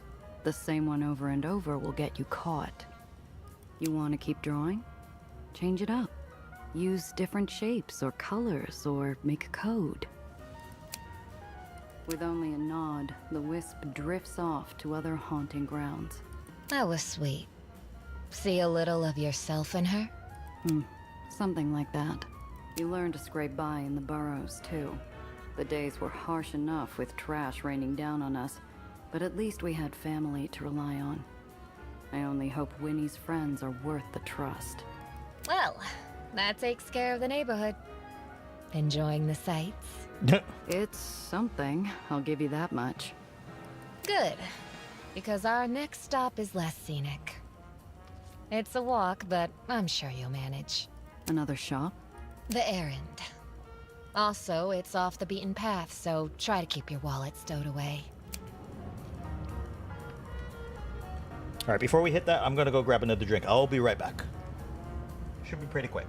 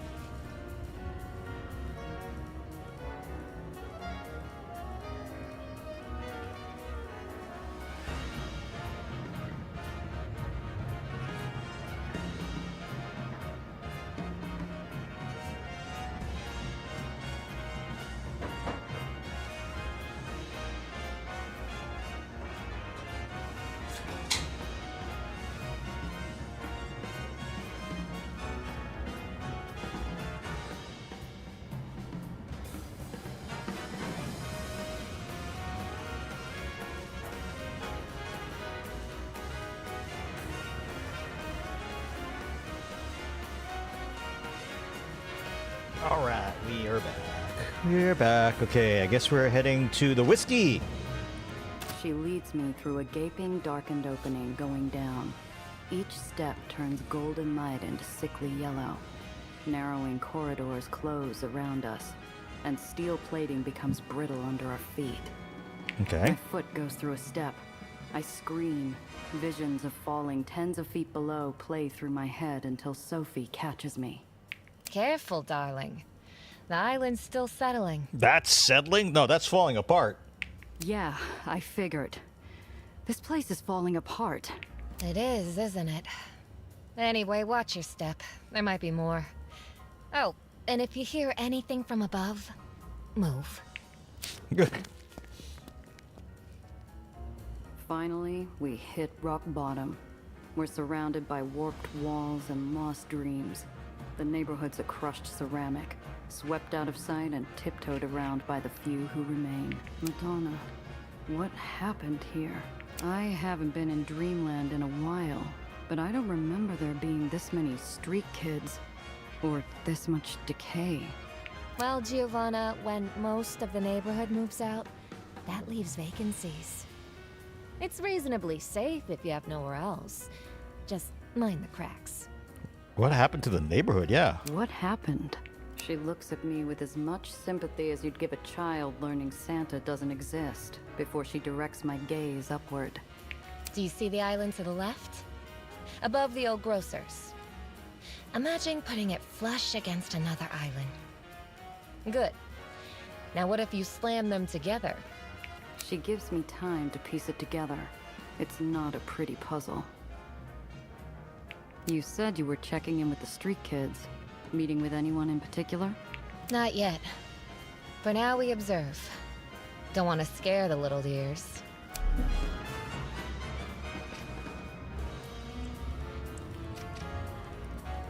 Miss Salter! Miss Salter! Are you recruiting for the school? Please, would you consider my niece? She isn't well, but she's smart and diligent. I can... I'm sorry, Mr. Brown, but you know I can't. Marm's very particular about who she lets in. Miss, are you with the Does? Could you put in a word for my niece? Please? She's only 9.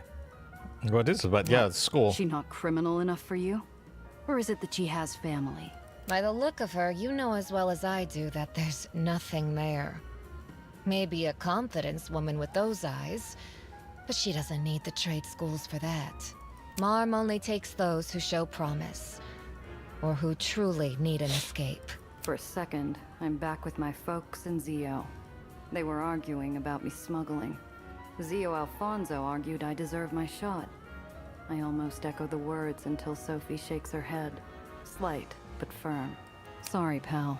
Not my call. His head sinks, and he leaves without another word. Aww. We gotta talk to all these kids? Hey, lady. Want to see a magic trick? I can make a coin disappear before your eyes. No. Look, kid. I wasn't born yesterday. Try your tricks on someone else. He takes my refusal with a petulant tongue flick.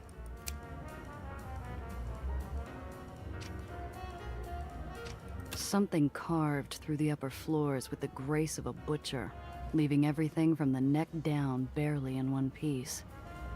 Give it back! A mess of wild hair and thrashing limbs hit the wall. Despite the older boy having inches on her to dangle the wallet, Jenna's got him treed. Get off me, you ugly little harpy! You're clawing up my... She rakes her nails deep into his fleshy forearm and he howls.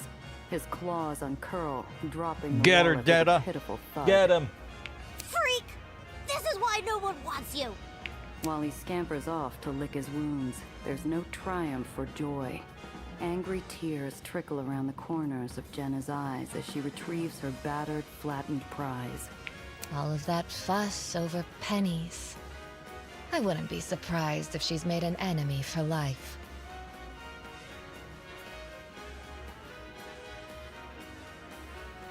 Defend Jenna fighting Rather back. she end up a target for life instead? Sophie looks from Jenna to me with a slow, warm smile. Honestly, she should have hit harder. The only way to make sure a pest stays down is by smashing them. I Oh. look down the hole and feel the world spin. It's an endless shaft of islands jutting in and out, ever downward with barely a hint of sky. Grub and grits. No, Winnie. You're supposed to trip, shoulder catch, then pull. It's a classroom of 3. Based on her hand stuck in the other girl's pocket, Winnie's batting low marks. Just give up already. She's hopeless. No, she's not. Winnie found the open window. And unlike you, she can do numbers. Winnie, how much more do we need for today's haul? 5, 30, 40 cents. You're always babying her. Who cares if she can count? If she can't steal, she's useless. They're careless, cruel words spoken with the confidence that no one will argue back. However, Winnie's hands form tiny fists pressed firmly against her coat. Ah, someone's angry. Tell me, how do you see that shaking out? Sorry, are you asking me to bet on kids fighting? It's just a question, darling. Not everything has to be so mercenary. Winnie's playing it smart, yeah. Kid's not stupid. Throwing the first punch looks bad, no matter how much they deserve it. Quite unfairly, too. But blending in is the right play. After all, who would you prefer by your side? An even-tempered treasurer? Or a talentless, penniless bully? Sophie's a piece of gold in a muddy river. Every street we walk, every urchin we talk to, leaves ripples of fear and hunger. Some shirk back, but too many tiny, starved faces follow our every move. Sophie looks back like she's picking cards at the table. When she stops, they scramble over dirt and limb to be a glint in her eye. Sophie, why aren't you telling me about this errand? There's another step to community management. You see, checking in, enforcement, and education are all part of it. But we also find potential. Marm tells me we have an opening in the Does. And I owe her a recruit before the end of the day. From what I've seen, I believe Jenna or Winnie will do. So that's it then? This whole guided tour was a front for snatching kids? Don't be such a sanctimonious sap. You chose to tag along. You must have heard the stories.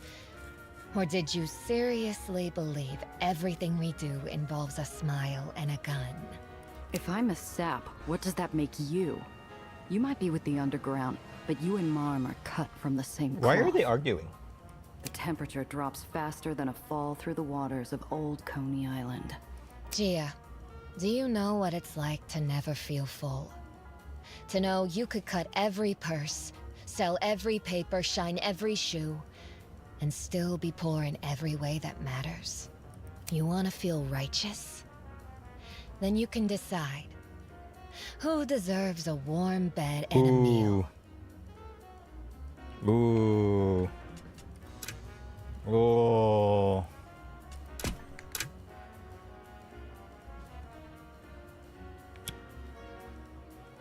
Ooh, Jenna or Winnie?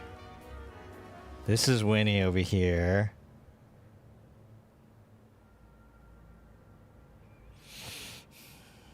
I think Jenna has the presence. I take in the faces around me, each echoing a desperate yearning. They really want to be like her, but I know who it has to be. The young girl with bright eyes and a stance mimicking Sophie's. Jenna's a tough kid.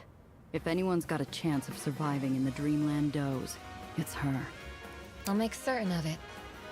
She'll have every opportunity a girl like her could ever need. She approaches the girl. Jenna's spine goes straight, standing up on her toes to face her, until Sophie leans down with a smile and a casino chip. Hello, Jenna. Would you like somewhere to stay tonight? There's a steeple in the old brewery district. Show this to the front, and they'll get you settled with a nice hot meal and a bed after they show you around. And if you stay, we can discuss schooling. Am I going to be a Dreamland doe? If you like. It's not easy, darling. And you won't be able to quit once you start. But I'm sure you can handle it. Thank you, Miss Salter. I won't let you down. Jenna's off, carried by eager feet and a ticket to a new life. Sophie's feet weigh like concrete heels, dragging her towards the open bar top. Frail fingers catching my sleeve are like a branch scratching the window. A thin, faint touch you wouldn't know was there if you weren't watching. Is Jenna going to be okay? Yeah, don't worry about it. She's a tough kid. Will, she come back? Honestly, kid, your guess is as good as mine. But for now, she's safe. Oh. I wonder what would happen if he chose her. Let's go back real quick. I want to actually see what happens. Just go like, no, that's a stupid idea.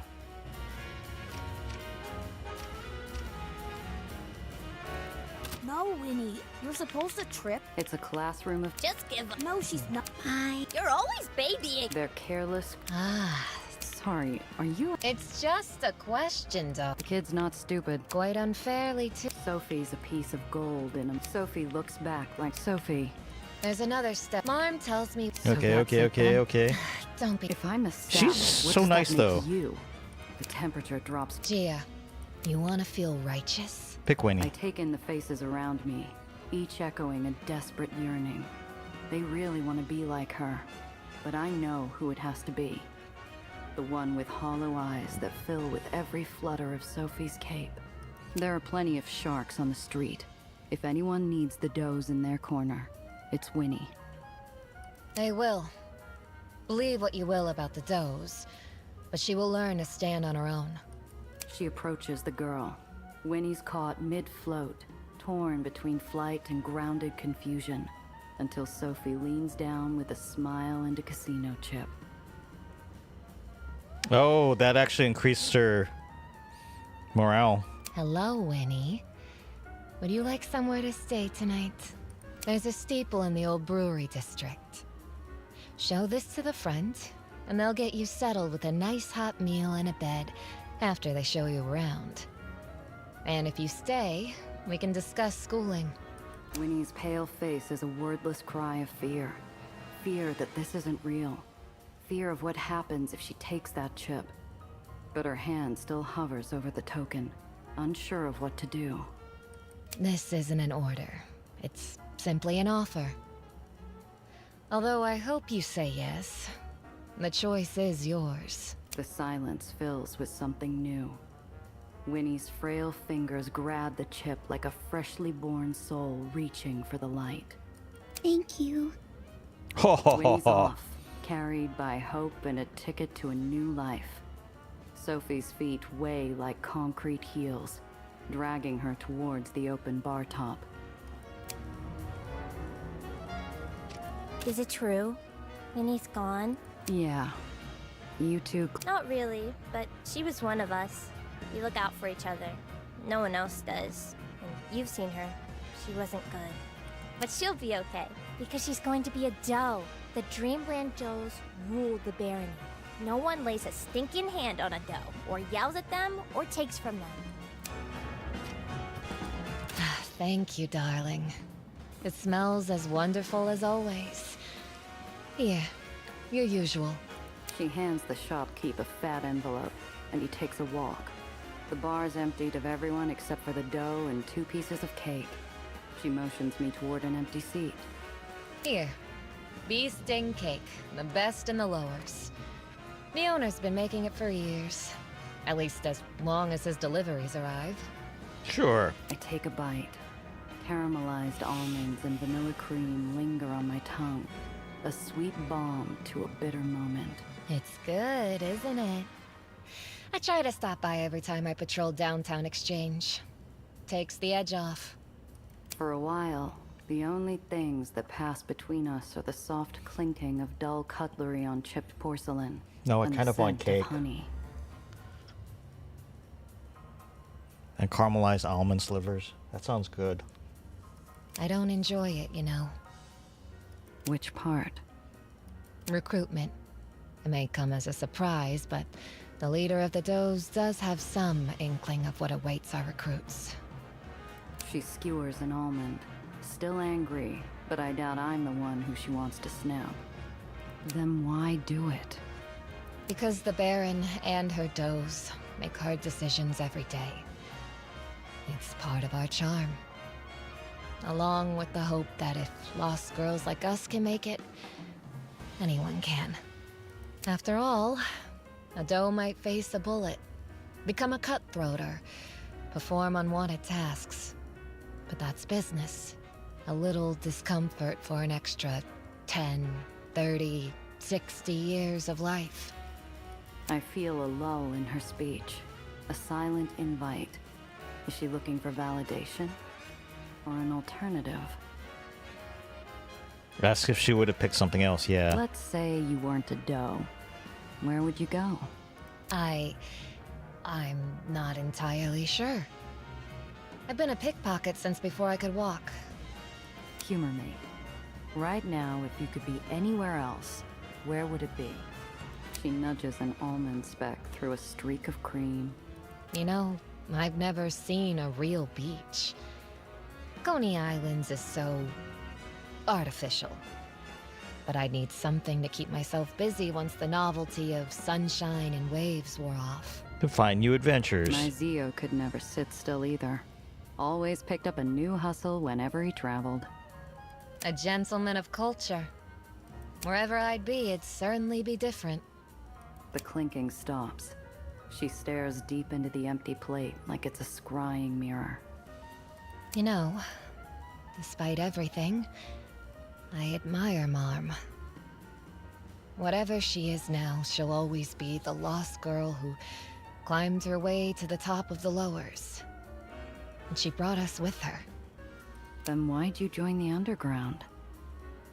'Cause as brilliant as Marm is, she's always been hungry. We all are. But not all of us have the power to wreck our home while chasing a self-destructive whim.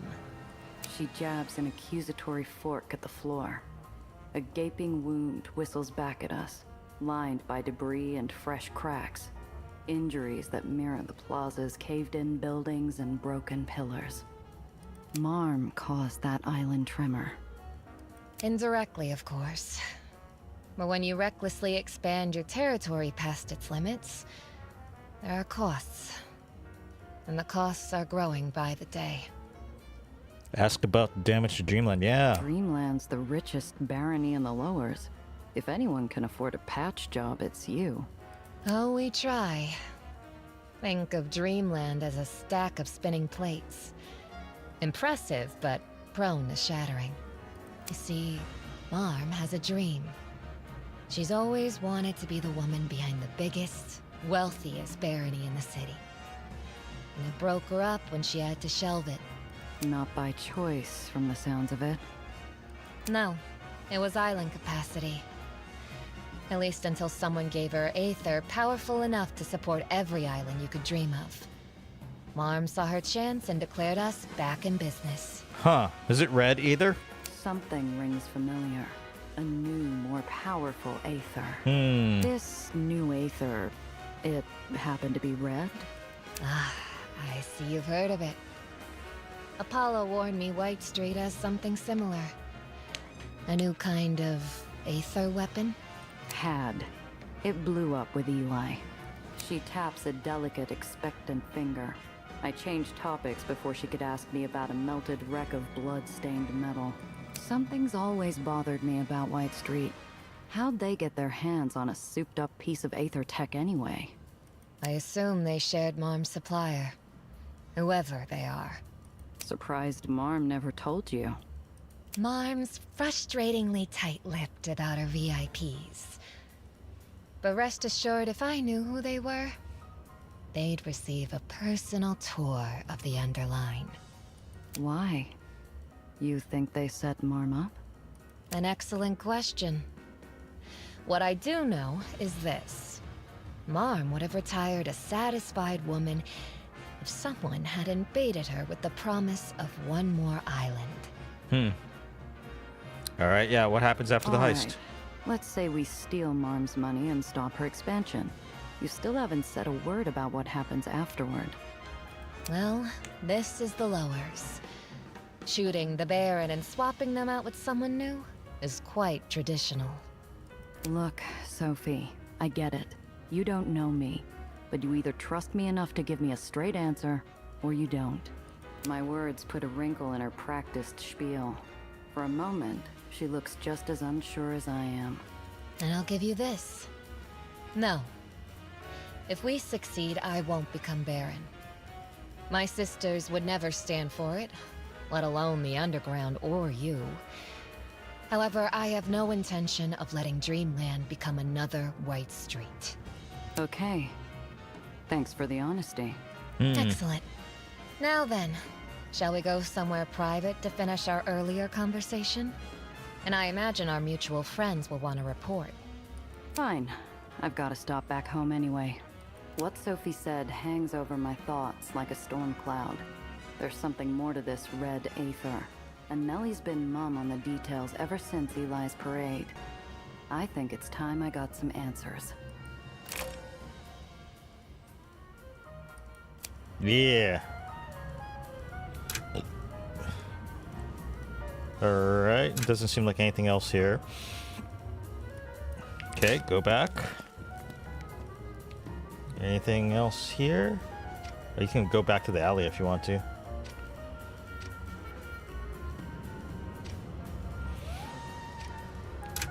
Oh. People talk about the city's metaphorical underbelly, but this is the real thing. A hidden enclave where Dreamland's vital organs pulse with life.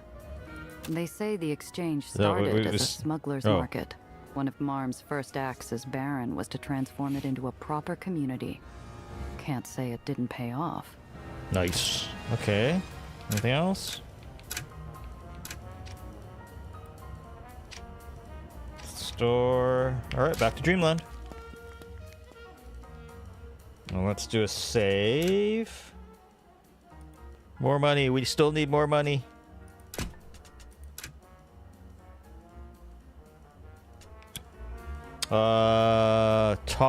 Report to the Underground. Talk to Apollo and Sam. Alright. I guess we're not calling them. Oh no. As I round the corner, a murky haze hangs in the air. Up ahead, there's a disabled vehicle hovering above the tarmac. A befuddled man in a soot-stained suit looks up from his perch over the open hood and flags me down. Please, you've got to help me get off the road. If Mom's thugs find me blocking a public street, they'll impound the car. And I've already got an outstanding debt with the house. I'll never get it out. See if he looks dangerous, yeah. Just in case. I size the poor guy up as best I can. I check out his hands. No calluses on his knuckles. No concealed gun spoiling the line of his suit. He's just a schmuck who needs help. Wow, that is a... wow.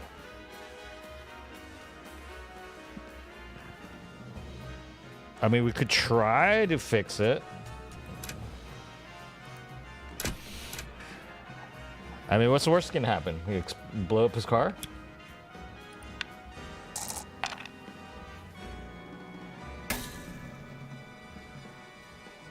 Nope. I roll up my sleeves as I strut toward his open hood. Walking over here, I was confident. But the engine compartment is so full of crap, I can't see much of anything. I feel a tug at my shirt tail. Hurry, they're coming! I pull my head out of the cloud to see Marm's thugs speeding over to investigate.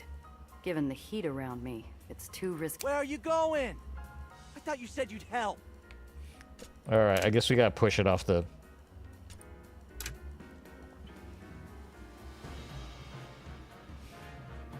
I guess there was bad that could happen. As I round Which the is corner, basically I wouldn't be able to do anything. Please, you got it.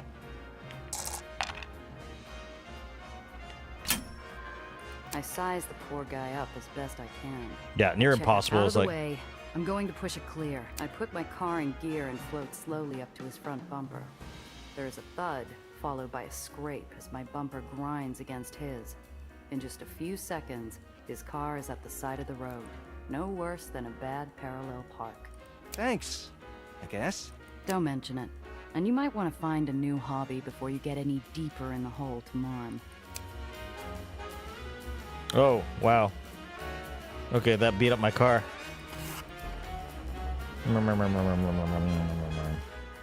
That's okay, we're on the ferry. And then we can get repaired.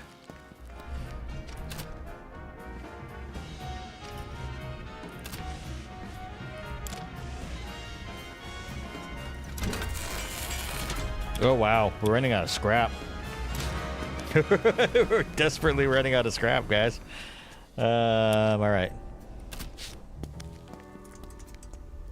Ah, Gia. I see you brought a guest, though not one unwelcome. It's nice to see you outside of the negotiating table, Sophia. I don't see money. Sam, darling. You look well, though busy as always, I see. And hello, Apollo, dear. You look good. In a way that would be every publicist's nightmare if it ever landed on the front page. And who's going to be the one to take the snapshot, darling? You?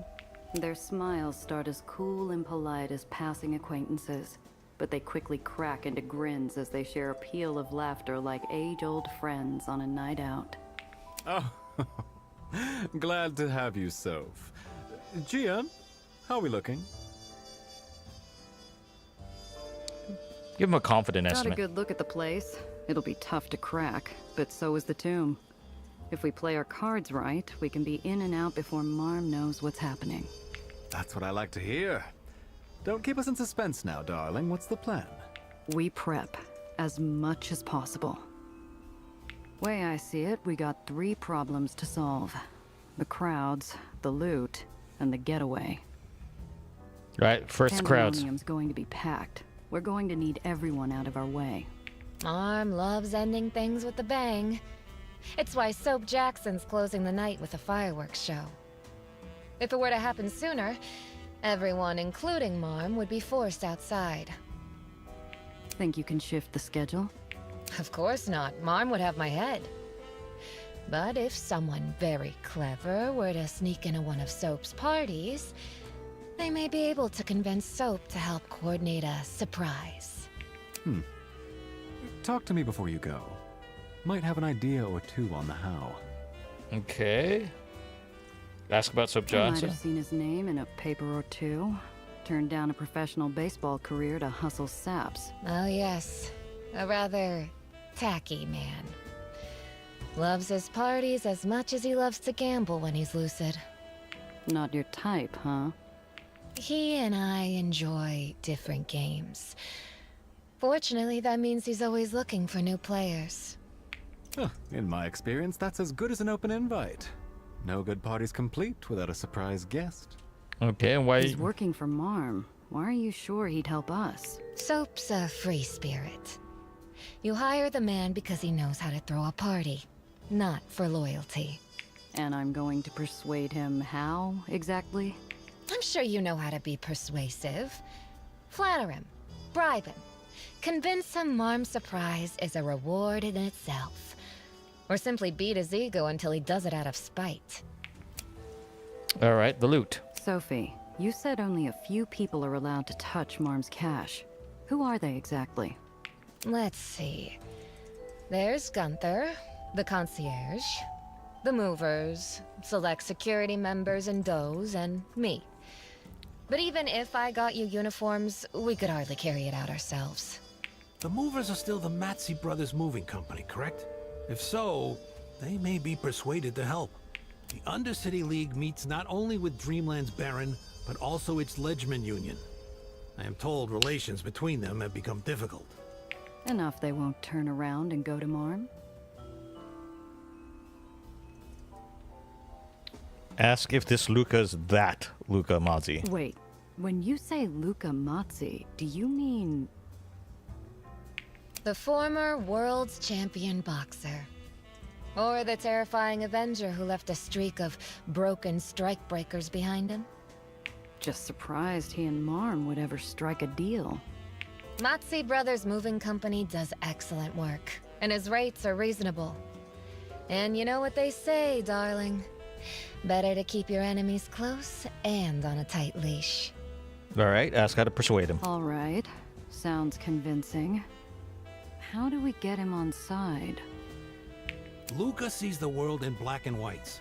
He shows you who he is and expects you to do the same. If you are yourself, Gia, I'm sure he will listen. He respects a good heart. Okay. I'm gonna get away. Our biggest hurdle's the escape. Even if we get the loot out, Marm's got an army. Yes, yes, we're outgunned in a fight. If only we had more killers around. Hey, Sam? You can't win a war on bullets alone. Then we simply give them a problem even Marm herself couldn't ignore. Another fire. I was wondering when we would set things on fire. It doesn't take much to read between the lines, but the proposal still sparks a jolt through the room. It's a lovely building, and I'll miss my table. The Pandemonium's always been a symbol of Marm's power.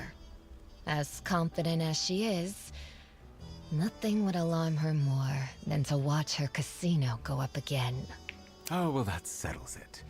We'll empty the castle, rob the treasury, and burn the rest to the ground. Sounds like a good old-fashioned sacking. After we've emptied it of civilians. Remaining threats. If Marm's busy with the fire, who's left to worry about? It'll be Marm's birthday, so all lieutenants will be expected to attend. You've met Lizzie, of course. Alice seems vapid, but don't let her fool you. And Pearl solves everything with an iron fist. I expect we'll have to deal with at least one of them. More if we're unlucky. All right. Okay, but if Marm's that worried, I doubt she's made it easy to burn a second time. Oh, there's no doubt Marm's put safety measures even I have no idea of. Which is why we'll want to talk to her pet architect. Anton Klossner designed both Pandemoniums. He once showed me the blueprints and they're easily his masterpiece. If anyone knows of a weakness, it's him. Think you still got him? He should, but he's a notorious recluse. Fortunately, he adores Marm, so I'm sure I can convince him to bring himself and the blueprints to an investor event. Start heist prep. Okay. All right, that's enough to get started. Anything else we should know? Only a word of caution, darling. Expect to see more security measures as we get closer to the date, and try to plan accordingly. Oh, nothing we can't handle. You heard the woman. In and out job. So let's get to work. Okay. Any money?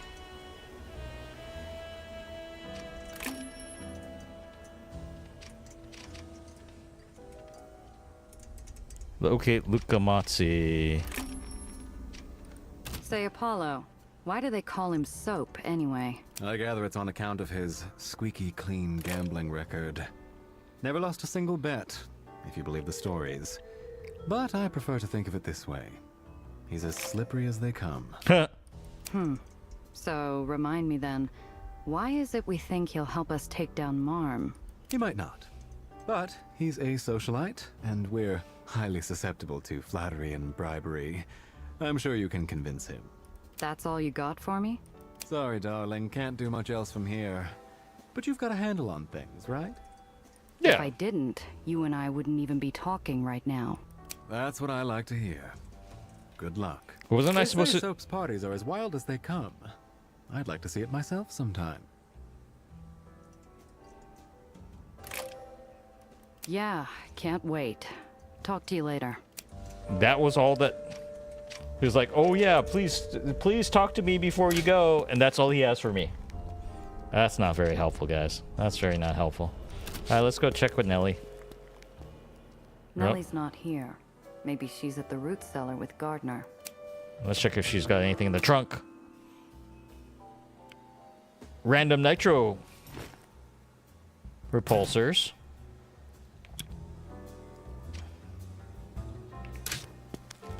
Random nitro repulsors. Oh, but what if we used an alternating charge? It could increase Daisy's output exponentially. I suppose it's possible. However, you'll need an opposing resonance.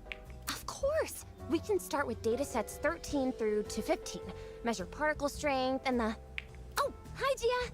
The professor and I were discussing a new dispersal test. He was just telling me of a supplier who could... That's great, but it's not why I'm here. Remember Eli's red aether? Somehow Marm's got our hands on it. A lot of it. It's how she's expanding her barony. The reminder shuts a blind over her enthusiasm. Her shoulders shrink, withering like a plant in a dark cupboard. Aww. What? How? It shouldn't have... Shouldn't have been what? Gotten out? You said that before, back in White Street. Where's this red aether coming from? It's... Gia, I wish I could tell you. Truly, but I simply can't. What Eleanor means is that she signed an agreement, one with, regrettably, severe penalties for breaking confidentiality. What do you know? This doesn't sound like the first time you're hearing about red aether. Oh, Alistair is one of the experts who helped... I mean... It's all right, Eleanor. You're quite correct, Miss Randazzo. I'm familiar with red aether and its applications, for better and worse. Which is why I find it troubling to hear it spread further than a tiny corner of Eleanor's lab. Well, I kind of need this kid, I get it. But you've seen it yourself. That stuff is out there, and we need to know where it's coming from. Next time could be a hell of a lot worse than a cannon. I know, but... Professor, isn't there something we can do? Surely an exception can be made. Gardner smooths his hand over the table, regarding Nellie's plea like a puzzle short a corner piece. He finds the solution with a soft rap of his knuckles. Well, only one of us has clearance and tenure. If, hypothetically, I were to consult while you were away at the bar, you could hardly be held accountable. Oh, and order what you like. It's a business expense. Thank you so much, Professor Gardner. Oh, but what should I get? I usually drink soda or water, you see. Maybe something that takes a while to make. I'm confident you'll find something. Nellie flits off to the bar to learn spirits, leaving me with her mentor. Nellie's gonna get Of drunk. glasses behind the bar and the stains on warped wood, the man looks at me like I'm a student in his office. How much do you know about red aether, Miss Randazzo?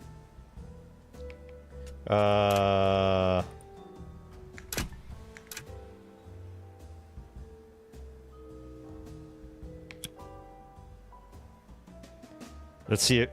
I don't think that... Oh, that's not gonna work.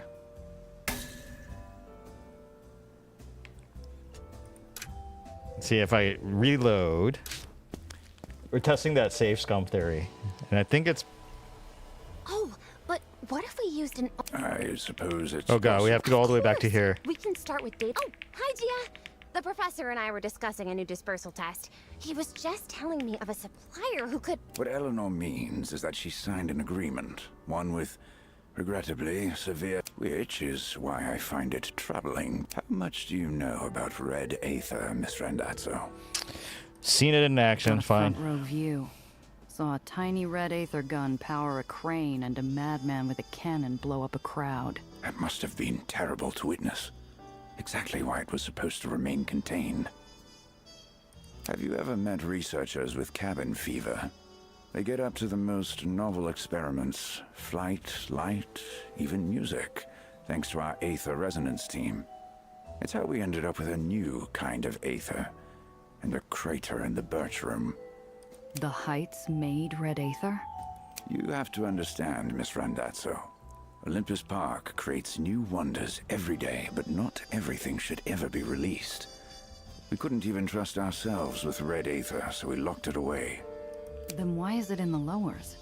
I have my suspicions. Olympus Park is not as untouchable as our namesake. There is no shortage of bad actors who'd tear through the walls to get their hands on even a drop of our tech. Such as hiring a villain to break into the Heights, destroy our lab, and attempt to kidnap one of our prized scientists. The professor's palm rests on the top of his cane, as solemn and heavy as a hand on a headstone. I wonder if he still feels the heat of explosives and fire, if he was even conscious for it. It was an utter tragedy. I recruited them, truly brilliant people. Lost in an instant, thanks to sheer recklessness. Yeah, what happened afterwards? You said you came to bloody, bruised, and alone. And sometime after that, you ended up on Ellis Island. I still don't trust him. I still kind of don't trust him. Thing to wake to. I had board members at my heels, fighting my request to leave. Investigators demanding to know what happened, doctors ordering bed rest, and... But it worked out. Eleanor safe. And that's all that matters. She sounds like a lot more than a researcher to you. Gardner simply smiles, as naturally as if Nellie were really his own. I've known Eleanor since she was 16. Her parents, lovely people, knew that they had a genuine prodigy. But they didn't want their child to go out into the world alone. I gave my word she wouldn't. Yeah, you tried to bring him back. You said it yourself. The Heights isn't untouchable, and the gunman who started the fire still running around. Why risk bringing her back to the scene of the crime? I'm embarrassed to admit I simply wasn't thinking. I'd finally found Eleanor. I'd heard war had broken out in White Street, and I thought, she's been through so much. Best get her home quickly. If you were in that much of a rush, what took you so long to find her? You obviously have resources. There's faster ways to find someone than planting coded messages in radio ads. You know the Lowers more intimately than I, Miss Randazzo.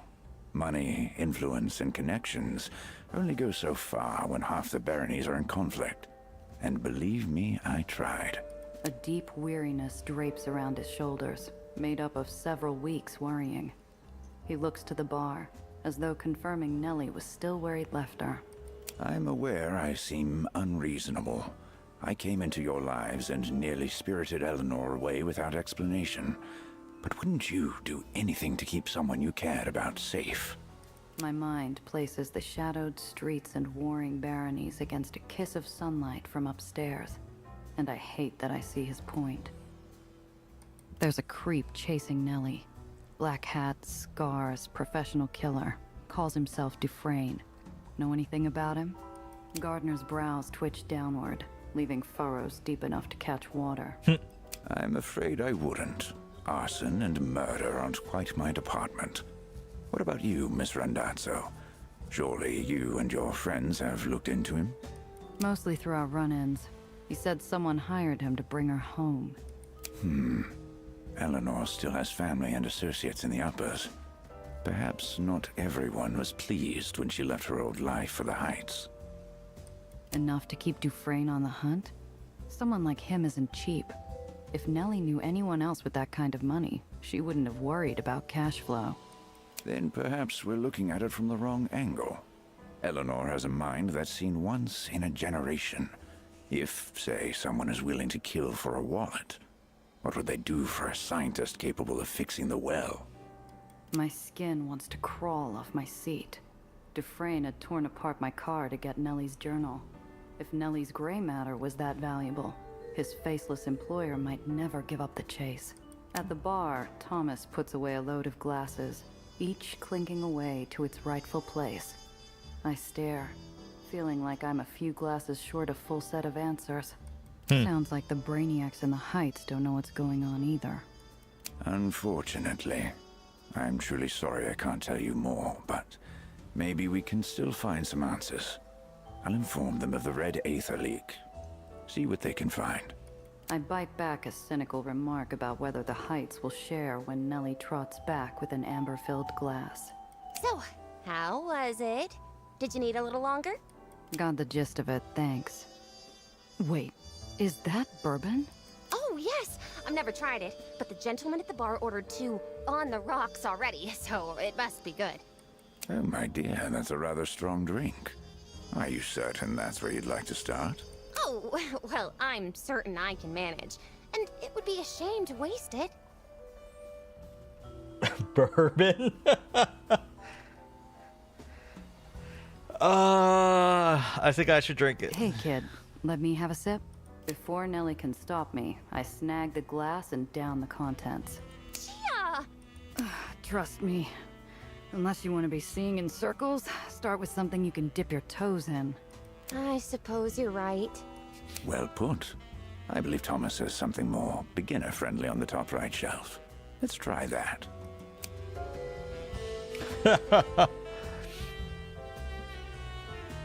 All right. You have anything to say? I ankle over to the bar, squeezing between a chair and the dough to order a well-deserved drink. The routine lowers my guard, leaving me vulnerable to the unknown passenger in my pocket. What the? Instead of a wallet, my fingers close around a kitschy elephant doll. If the doll wearing Dreamland's colors wasn't enough of a smoking gun, Sophie's laugh is. Soph, what the hell is this? It's Topsy, one of Dreamland's most darling mascots. We even have a building in her likeness. Yeah, well, bully for Topsy. What's she doing in my pocket? Don't look so suspicious. I was only having a little fun, and I needed an excuse to practice my sleight of hand. So what? You thought you'd slip a doll into my pocket? I would have thought you'd try making off with my wallet. We're not all common cut purses. I could pick the pocket of everyone here, and they'd go to bed without realizing it. But that's so banal. Leaving something they're unfamiliar with, however, requires finesse. I don't know It's about true. that. Pickpocketing and reverse pickpocketing are pretty similar if you ask me. Yeah, but putting a plushie into someone's pocket, that can't be easy. Oh? Why don't you give it a try then? We can make a game of it. Put Topsy into Tiana's handbag without her noticing. Why Tiana? Why Tiana? Did she do something to warrant a hazing? Nothing recent, but she and I used to attend school together. I thought she could do with a little nostalgia. Uh-huh. So you won't mind taking the fall when Tiana gets mad. Of course. It is my idea, after all. And unless she's grown rusty, she'll know who's to blame anyway. Okay, I guess I have to do it. I could use the practice. Just have your money ready. We work out a plan. I take Topsy to a nearby stool and idle for a few, creating a cushion of deniability before Sophie starts. Tiana, darling. You seem comfortable. Taking a break? Sophia, tell me, does Tetka know where you spend your time off? I don't think Mom cares, as long as I have the sense to do it away from prying eyes. The hole may be drab, but I'll give it this much. No one would suspect anyone of taste to come here. That is what makes it good for business, no? Particularly the kind done under the table. While the pair of old schoolmates chat each other up, Sophie awaits my instruction.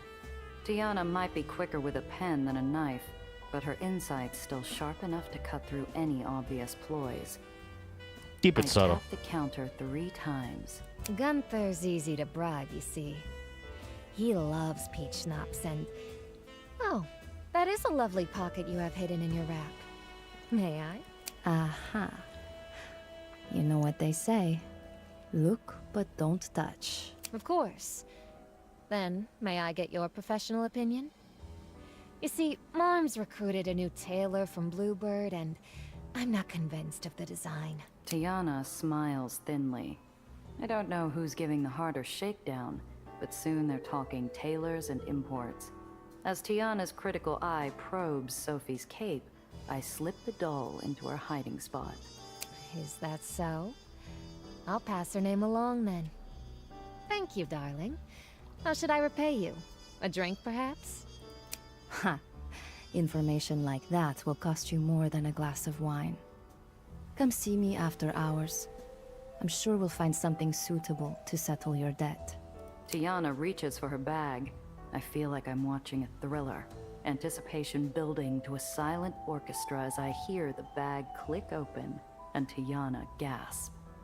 Sophia, Giovanna.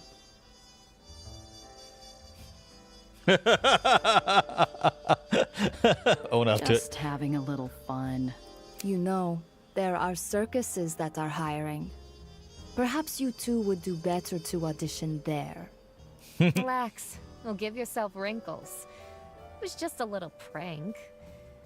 I recently picked up this doll and thought I'd remind you of old times. You remind me why I am no longer one of Marm's lost girls. Giovanna is not one of your orphans. Oh, is she getting... Save your games for them. Is she getting possessive? The fence gathers her bag and leaves. To my surprise, she takes the doll with her. Maybe next time I see Topsy, she'll be on the shelf of Pier 6 with a lush price tag. What was that about? Well, nothing much. We does compete with each other from an early age, so we learn to make games of it. Leaving surprises for one another is one of the first things we learn. And you never grew out of it, huh? That's why Lizzie tried jumping you. It's just another game to you does. Yes, not every game is as dangerous as a car chase. But they stick with us all the same. So, I like to ensure girls like Winnie learn healthier ones. But never mind that. You won the bet, and I owe you a drink. What would you like? We settle up. I might have felt a little bad ordering a glass that'd rival the glass cages, if she didn't order something more expensive for herself. Okay. They all have good morale now. They all have good morale. We're gonna go ahead and save here, I think, and call it for the night, because it doesn't look like I'm getting any more money. Doesn't look like I'm getting more money. All right, thanks for hanging out, everyone. Next stream will be this Wednesday, right? So next stream will be Sunday, 2 p.m. Pacific Daylight Savings Time. I think we're going to try to see how far we can get in maybe wrapping up Horizon Zero Dawn, I think.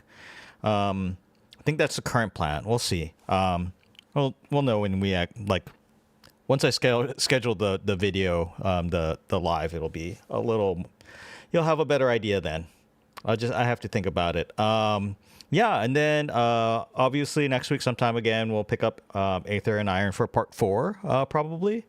But yeah, until then, thank you very much for hanging out. I appreciate everyone coming in and lurking and chatting and everything else. I appreciate you all a lot. And I hope you all take care and hope to see folks on Sunday. And until then, be well and rest well. Bye-bye. Bye-bye.